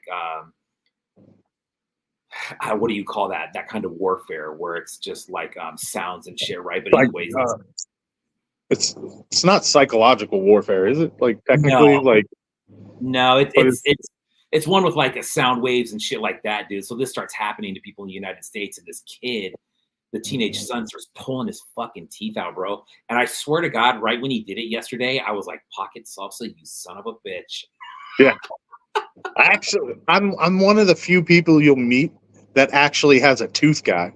Some people have like a car guy or have like, a weed guy. I've got a tooth guy. I can go get free teeth. So, that's my claim to fame, I guess. Nice. Nice. Leave But, the world behind. Yeah, neck wrap. That's it. What's my review on it? It's decent. I don't know. I mean, I thought the ending was fucking bullshit. I mean, it really leaves room for a part 2. But anyways, fuck that movie. Let's talk about your show. Yeah. Well, first off, I have to give a shout out to Kajeki Toys and Pikmin's Vinyl, who I've had a lot going on in my personal life and work life outside of toys, and they've really just taken over the chat and answered questions for people. And Jimmy Folklore also, like if there's like a card back question or like just anything like that needed help with and I couldn't get to it right away, and that's more often than not lately been the case.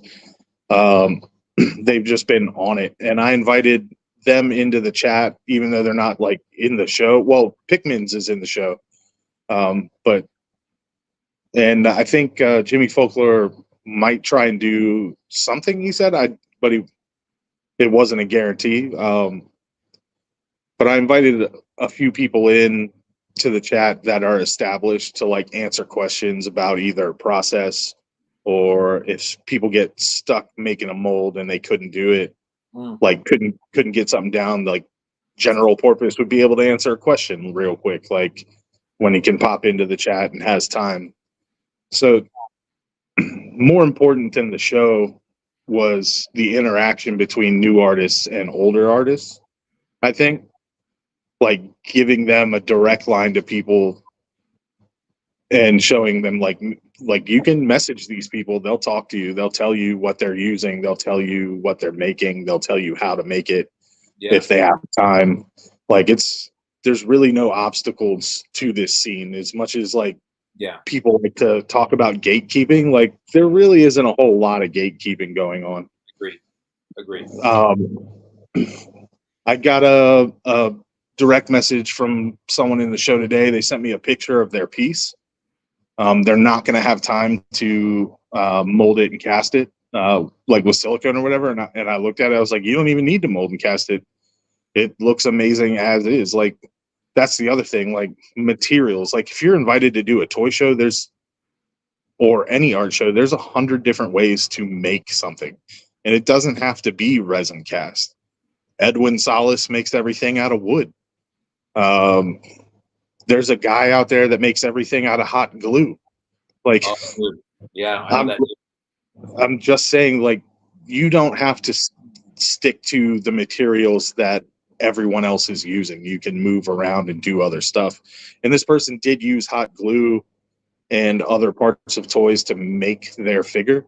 And it's, out of all the ones I've seen so far, it's definitely my favorite. Like, so they messaged me, asked me if it was okay that they didn't use resin. I was like, yeah, it's fine. It doesn't matter at all. And they were a little worried that it wasn't good enough. And I was like, there's no such thing as not good enough, especially for the first date of the show. Yeah. Like it doesn't matter. Just make something, present it, and in 3 months we'll come back with the theme, whatever the theme is, and you'll get to show off what you improved, what you learned. You'll get to talk about it either live or whether we do it with you on ToyzAlive possibly or live on Instagram. You'll get a minute to talk about it and present it. And really that's all I wanted, was for them to realize, like, you don't even need to be invited to a show. You literally just need to pick up and be like, hey, I'm going to throw a show, and invite people to come do it. And you'll be surprised at who says yes. Like Fletch and I did the psychedelic show, and we sent out invites to like, I think 40 or 50 some people, and only 3 people said no. Oh, wow. So, I mean, nobody at that point in time, was shortly after Heavy Metal Hanukkah, really, like nobody really knew who I was then. And they said yes to being in a show. Like, it doesn't hurt that Tycho's Tacos was with me, for sure, just for people to say yes. Like, hey, bro, my screen froze real quick, dude. Just keep talking, man. I can hear you fine. It's just everything's frozen on my end. I'm going to click out and then click back in, but the show's still going to be going. So you'll be here for just a couple minutes, if that's cool. No problem. I can do that. I'll show off some weird stuff that I made. Awesome, man. Thank you for doing that. Yeah. All right. We're going to take, this is the pocket hour. That's going to last hopefully 2 minutes because I'm not that entertaining and I can't see the chat. So I made some light up toys or customized some light up toys. If anyone is interested, send me your clear vinyl so that I can put lights in them. I'll pay for them first. Don't send me free stuff. That's ridiculous. And then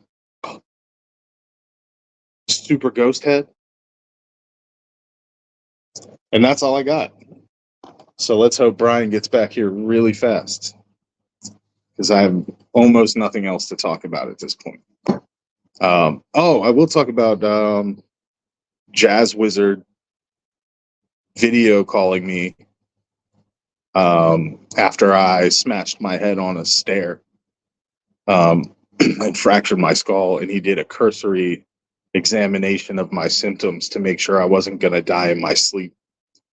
I appreciate that greatly. I do have some stuff ready to be mailed out to you, Jazz Wizard, because you made sure I wasn't going to die. I appreciate that. I had a 2 hour and 48-minute conversation with Whistling Pony Toys today, and it was enlightening, informative, intelligent, and a lot of fun. And I got to see Whistling Pony's Sofubi collection, a part of it, and it is immaculate. It is one of the coolest collections of toys I've ever seen. So I did that today. What else happened recently? My truck caught fire at work. Rolling down 81 South, and airline ripped. And it was airlined to a brake chamber on the rear tandems of my trailer, and it caused the brakes to work overtime. And it was a slow leak, so it didn't really slow me down. And then I had an SUV pull up next to me, waving their arms and like veering towards me. And I was like, if you want to hit me, that's fine. You'll die, not me. And then they were like pointing at my tires, and I looked in my side view mirror. And there was smoke. Oh, there he's back. He's back. I can stop telling stories about fires. And I clicked on. I'm like, oh, what toy are you showing? I'm just like, oh, this sounds like an interesting story. I did show some of the. Oh yes, dude, very nice. I've been seeing those. Oh, there you go, man. Magic with the piece on that one, dude. With the E Honda face paint. There, oh, very nice, man. Yeah. Nice. And then I did show off this little guy too, the little lava monster. Awesome. That's sick, dude. The lights inside, man. That's a good one. Swarmco just did one of his mecha creatures with lights inside, and that was really fucking cool. That was cool, man. I think he's gonna have that one Monster Palooza's going on this weekend, I believe, down in Pasadena. Yeah, I wish I lived out on the West Coast sometime so I can go to cool stuff like that. But I think I would miss all the super mean people on the East Coast. You would. You probably would. Yeah. People, I mean, I've been to the West Coast plenty of times trucking, and people out there and down south are generally like more laid back and nicer. Yeah. But most of my trucking has been done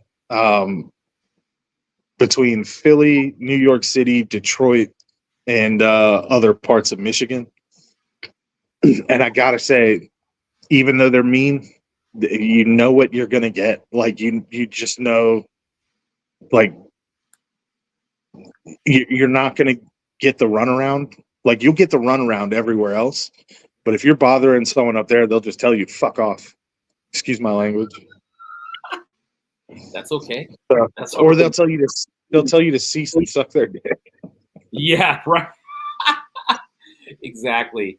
So the show's going down on Saturday. Tell me how that is going to unfold. You going live first, or what are you doing?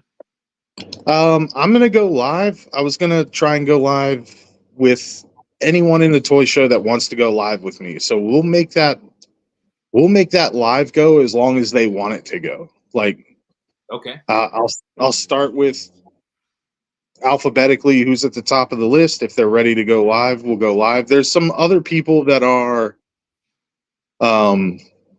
overseas, either in the UK. I think there's someone in Spain, and that might be a little more difficult. So I was hoping that I can get someone else with a higher follower account that might get a little bit more viewers to go live with me for those, so that they get a little bit more exposure, because then, let's face it, they're probably not going to wake up for this. Yeah, right. Like, it's kind of a tough ask to be like, hey, can you be available at 2:30 a.m. your time? Like, that's pushing it. Well, I mean, last week, I mean, we had, Jevaho on, dude, and he's out there. Yeah. It was like 3 a.m., dude. That's just freaking bizarre. Yeah, him and Shotgun Karaoke, when they were on, I was like, dude, you guys are troopers. Yeah, no kidding. Well, that's an awesome concept for the show, dude. And how many artists we got total in that one? That's a good question. I didn't count it out specifically. I want to say 26, 25. Solid number. Roundabout. I figured like I'd take 10 minutes, or between 5 and 10 minutes for each one, talk to them a little bit, go over stuff. I am doing it right after I get off a 12-hour shift. So, I could have set this for Sunday. I don't know what I was thinking. But I didn't. So this is at least I'm off Sunday, right? Yeah. What can you do? Yeah. That's going to be a long night, my man. If you got that many artists and you want to go that long with them, oh my God. I can guarantee that not everyone's going to be available. So I'm not I'm not that worried about it. But I just want to give them their time to talk about the thing they're doing. And I'd appreciate it if people checked it out and checked them out. I know there's a few people in there that you've already heard of, like Pickman's Vinyl, and like, he makes great stuff. But I think he's making something new that he either hasn't tried before, or like wanted to present something that he's either never done or never tried. One of the two. And that's exciting. Like, so he took the never have I ever thing and literally tried to do something he's never done. So yeah, that gosh, dude, there's another spin on it, right? For never have I ever, something that you've just never done before. But yeah, there was some familiar names in there, and almost even more exciting is that there's a lot of people that I have not heard of in there that we'll probably be familiar with by the end of the show. So that's very cool. Great idea for the show, man. That's a killer base, and what a way to kind of introduce some of the I don't want to say newer, but some of are newer to some of the older guys, because I think when you come in and you realize that how long some of these artists have been doing this and how skilled they are, I could see coming in as an artist saying, "Oh man, maybe I don't belong in this show, man. Maybe I need to do this for a while before I jump in." So what a great way to say, "Yeah, jump in, man. You're in. You're in the pool, dude." And to their credit, like all the guys that have been in shows before and have been around for a while, they're real talkative in the chat, like, and they're really open about talking to other people. For a minute there, it was pretty quiet in the chat. It was crickets for a second, because like, how do you tell a bunch of people who've never been in this situation before, like, all right, now's the chance, like, start talking. Like, you can't really force them to talk. But eventually it opened up, and questions were asked, answers were given, pictures posted. Like, hopefully some like connections are formed, and like they get to work together on like collabs in the future. Like, it would be cool to see someone like he just got added in. was Hijack 85. He was in Dude, the GI show, and straight up, man. Got dope Yeah. work, dude. he wanted into this, and I was like, oh yeah, for sure. And I was like, yeah, I mean that's new enough for me. Just your first thing was GI show, from what I can tell. So yeah, you're in. Dude, Like- the hip hop wrestlers that he has, dude, those are so fucking good, man. I love those, Yeah. and I wish I would have got on those a long time ago. He actually just won.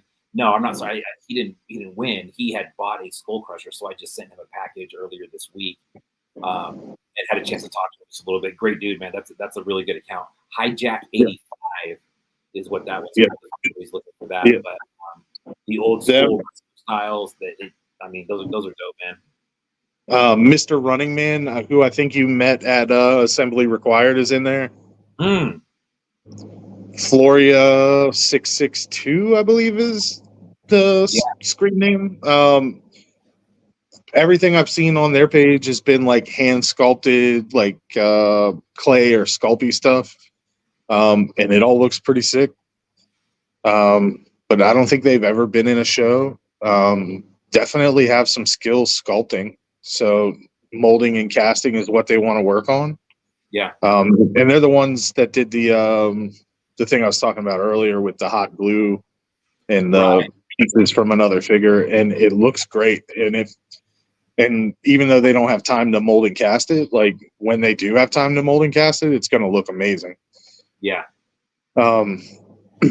And I think for the first date also, it was like I wanted them to focus less on getting perfect sculpts and perfect casts. Don't worry about bubbles, like things like for like brand new people, like don't try and compare yourself to the other stuff that's out there. Like just do the thing that you're capable of doing to the best of your ability.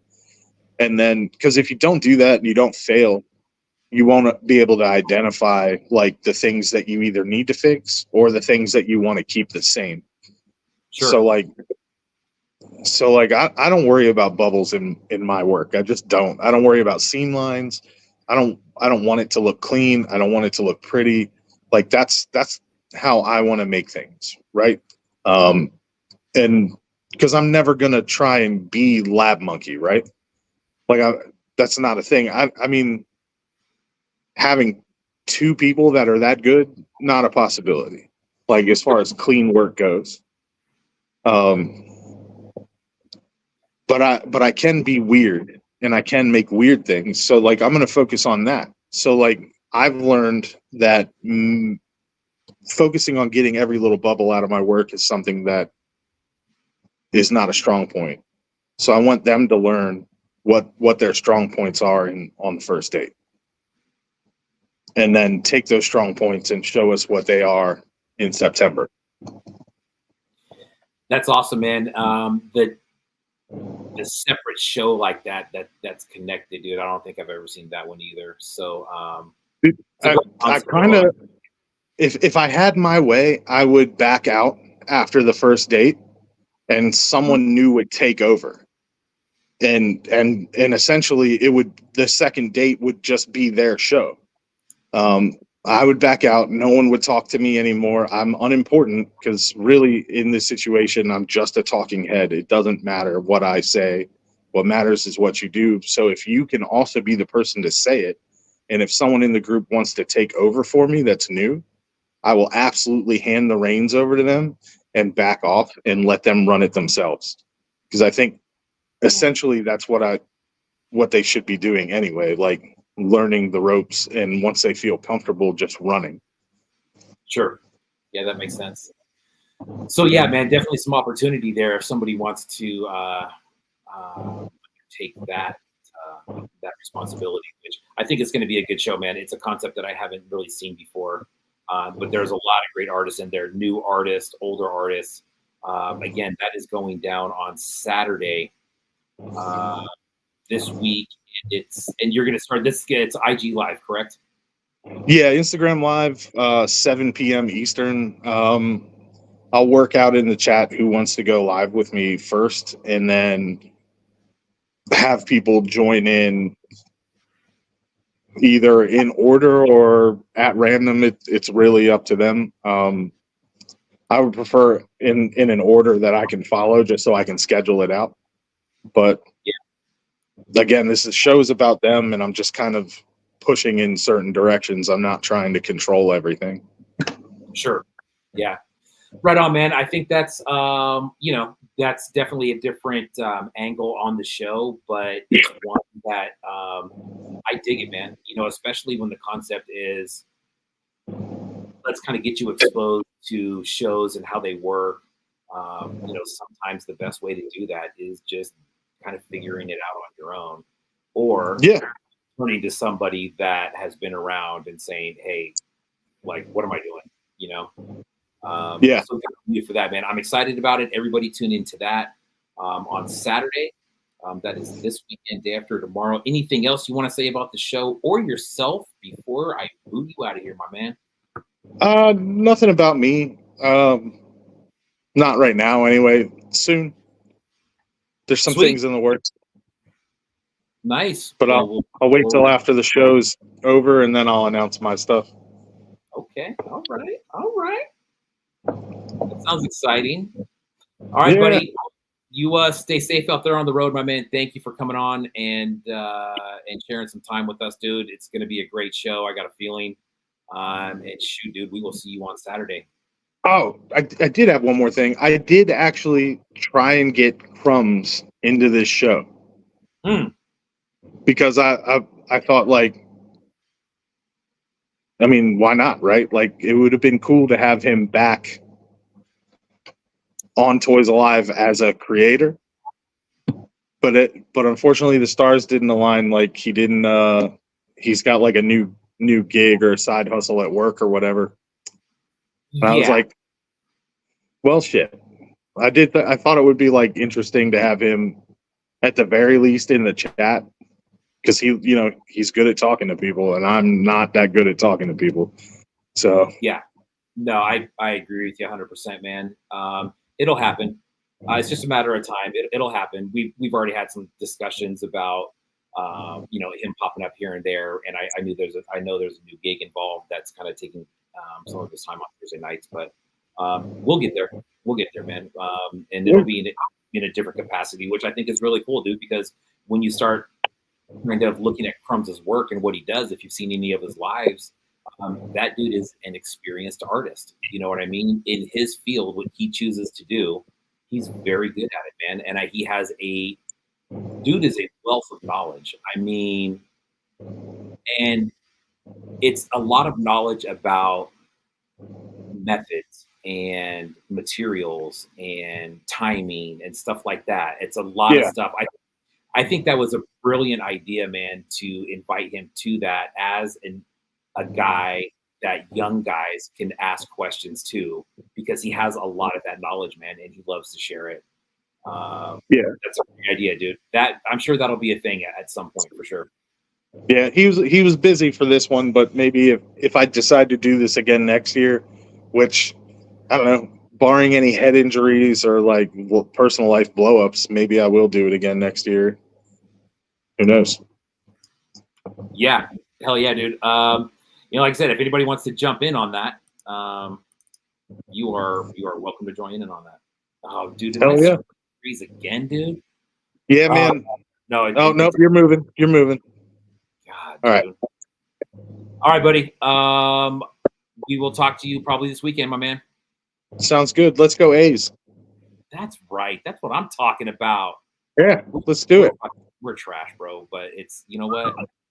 I'll tell you what, man. In next year, they're going to be about 30 minutes for me, dude, and I cannot wait. Yeah, you don't have to go all the way to Oakland anymore to waste my money. I can go a lot closer to waste my money, which is fucking awesome. So, hell yeah. Right on, buddy. Take care, man. We'll talk to you later. Sounds good. Boom. My screen is not cooperating tonight, and I apologize. It is very laggy and clunky. I don't know what's up with that. We got 1 minute left to show 1, 2, 3, 4, 5 pieces and a giveaway. We're out of time. 8 o'clock. See you guys next week. JK, LOL. Let's show some pieces.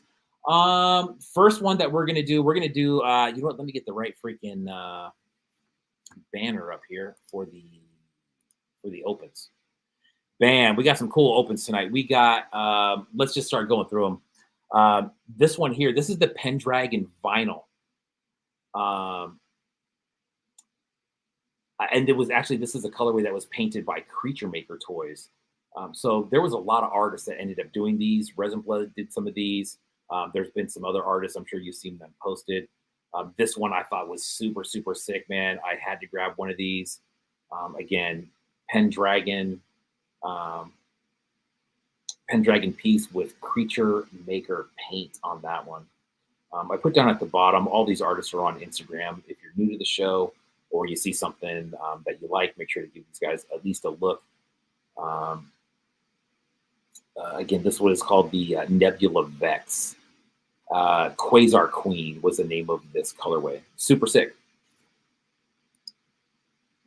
Nice piece on this one. I think there was a, yeah, right. I want to say this was a run of like maybe 4, maybe 5, something like that. Super sick. Creature Maker Toys and Pendragon collab. This one right here, God, dude, I really love the name of this one. I'm going to open it because I had not opened it yet, but this one is Gullet. This is the Kentucky Kaiju, is what they were calling this one. This is also Creature Maker Toys, but this is Gullet. Check that one out. Damn. That's awesome. That is a resin piece. It's very light. It's not solid and blocky, but that's an awesome piece, man. I've seen some really cool pictures that people have been doing with these with small figures, which makes this guy look even bigger than he is. Sick. Gullet, the Kentucky Kaiju largemouth bass. Creature Maker, always on point. Always. Very nice. This was a smaller run. I don't know if these are still available. Go to Creature Maker Toys on Instagram. This was a run of 10. Next one, Space Punk Toys. Now, I showed these last week as a different artist, and that was stupid. Space Punk Toys, they are from Asheville, North Carolina. I believe I saw them at Assembly Required last year. There's 2 pieces here that we're going to take a look at. This one right here, I don't have my, this one has some killer glow on it. That's a really, really nice, it's 3D printed.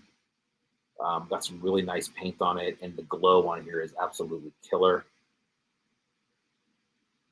Again, this is Space Punk Toys from Asheville, North Carolina. This is the Phantom Purple Glow-in-the-Dark Trooper by Space Punk Toys.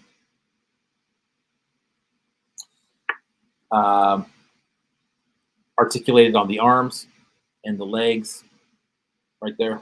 Nice. Clean. Very, very clean. This next one is the IG-88. This is the one that I showed last week under a different name. My bad. This is Space Punk Toys. This is not Slow Pour. I actually said it was Slow Pour last week.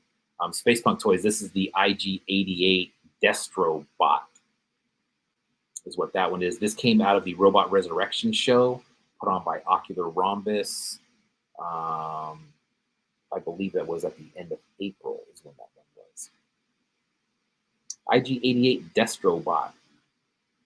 Nice. There is some printed pieces on here. There's some kit bash pieces on here. The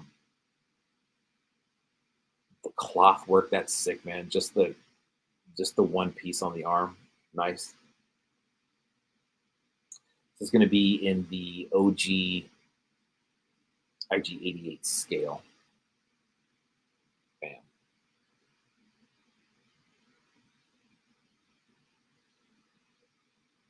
Nice. Space Punk Toys. Last one that we got in the house, speaking of houses, from Dirty Yeti.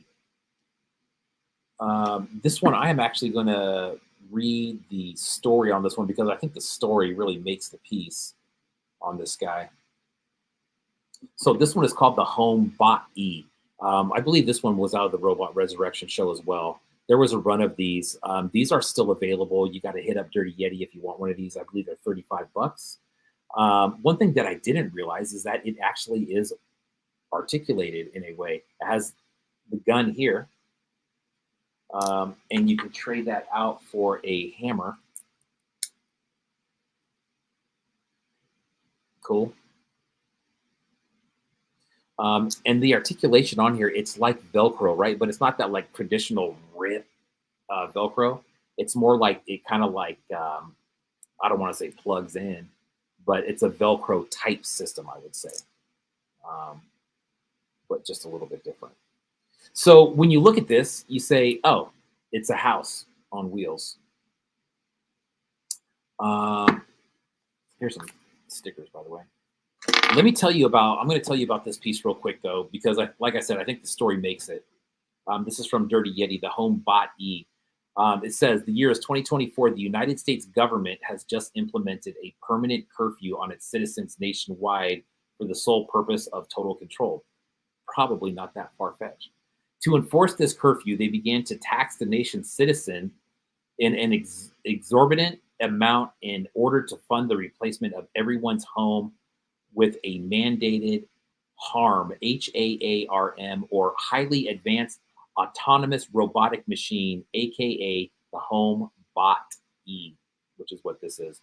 This machine looks exactly like a house, but is self-aware and programmed to kill any living being in the vicinity who happens to break the newly standardized curfew, including its own dwellers.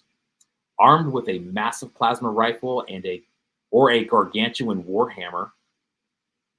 I didn't say Warhammer. That's a Warhammer. Its outer structure is reinforced with high-strength, low-alloy steel. The Home Bot E is an efficient killing machine that enforces the reason why it's best to stay home forever, constraining the inhabitants to become themselves homebodies. Bam. Them colors, too. Sick. There was a big run of these, I believe, for the Robot Resurrection show. And I believe he said there's 6 or 7 left. So if you're interested in one of those, it's a very cool piece from Dirty Yeti. Also comes with some cool stickers. Bam, dirtyyeti.com, the Home Bot E sticker. And then here goes the header card. Nicely done, my man. Boom. Yeah, very 1984. Kilo Flo says, yeah, that's very cool. Sick. Get a hold of Dirty Yeti if you want to try to score one of those. Also, Detroit represent for Dirty Yeti tonight. Okay, next. That is all the opens for today. So the last thing on the list is the giveaways. Everybody want a giveaway. Let's go. Let me show you what the giveaway is tonight. Let me start with the bam giveaway time. So this is going to be this is a DKE box. If you're familiar with the DKE box on this show, DKE Toys donated basically a box of giveaways at the beginning of the year to give out, to just use as giveaways. So we ended up getting a whole bunch of these things. Oh man, why did you do this?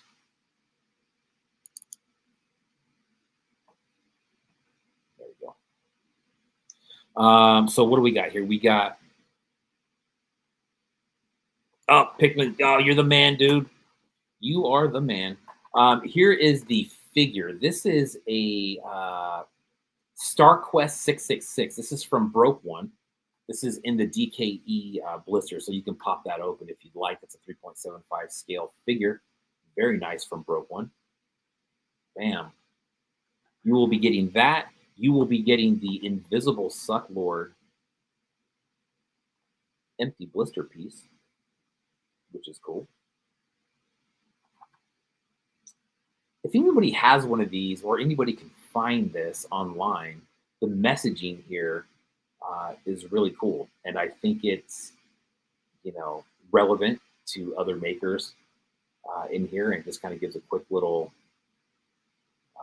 nod to Suck Lord and how long he's been around.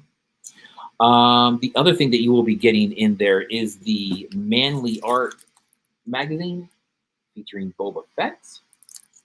Bam, that comes in the pack. This comes in the pack. Suck Lord Season 1 Suckathon. There is a ton of artists on there listed right there on the back. Great video. Of course, the DKE sticker. And of course, the ToyzAlive stickers that are in every order. That will be going to you completely free. Let's see how many we got up to this week. I want to say there was 30 some odd numbers. Man, so I had a different question for the giveaway. By the way, the giveaways are every single Wednesday. Follow the post. It's 100% free. If you win, I will send it to you no matter where you live. It's a new giveaway every week. We do at least one giveaway every week, but it's free. All you have to do is leave a comment on the giveaway post. Boom, you're entered. It's the easiest thing you can do.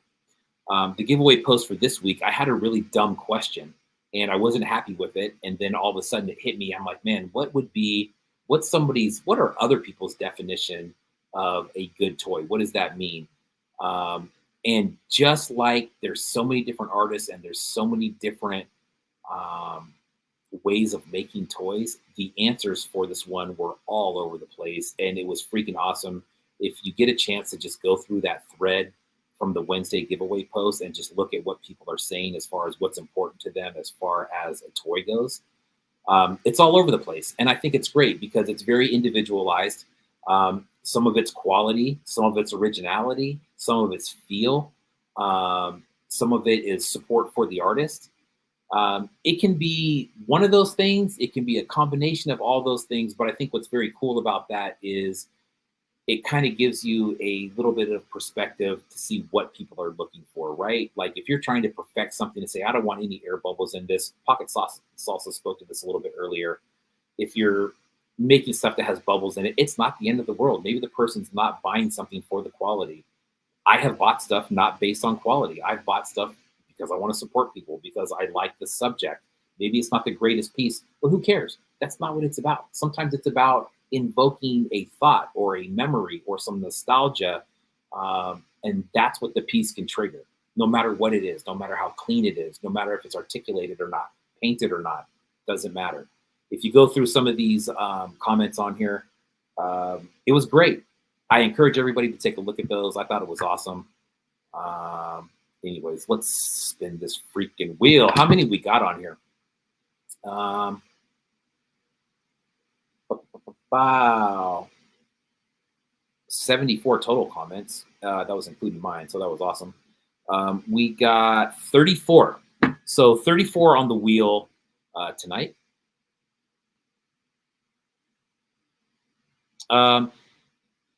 Yeah, Michael George, I agree, man. The questions, he said the questions are a neat way to do entries. It stirs conversations. That's it. That's just it, man. That's kind of what those are meant to be. Number one is for exposure to the artist or the guests that I have on the show. Sometimes what I'll do is I'll say, hey, look through their stuff and see, something that you like. With Kilo Flo, I thought her story was important enough that was going to dominate the conversation, and it did, and it ended up being a great interview. That's the only reason that we didn't go back on Kilo Flo's account this week. But the question was, what makes a good toy to you? And that's exactly it, man. It kind of brings up conversation on, what different people like. And, sometimes you don't get to ask a kind of a mass audience unless you throw up a poll on your story or something on what people like. So anyways, must read aloud the winner's comments. Thank you, dude. Yes, you're right. I do. And I wish I would expand on these answers a little bit more, because some of them are phenomenal. So I probably need to start creating a little bit more time for that. All right, let's get to the freaking. We got 30.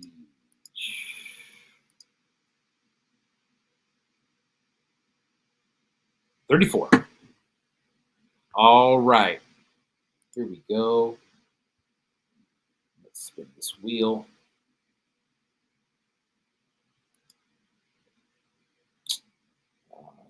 Share screen. All right.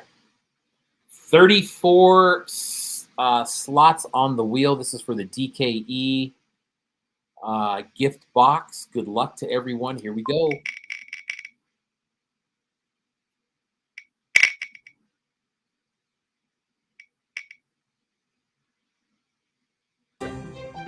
Number 3 at the very beginning. Who was that?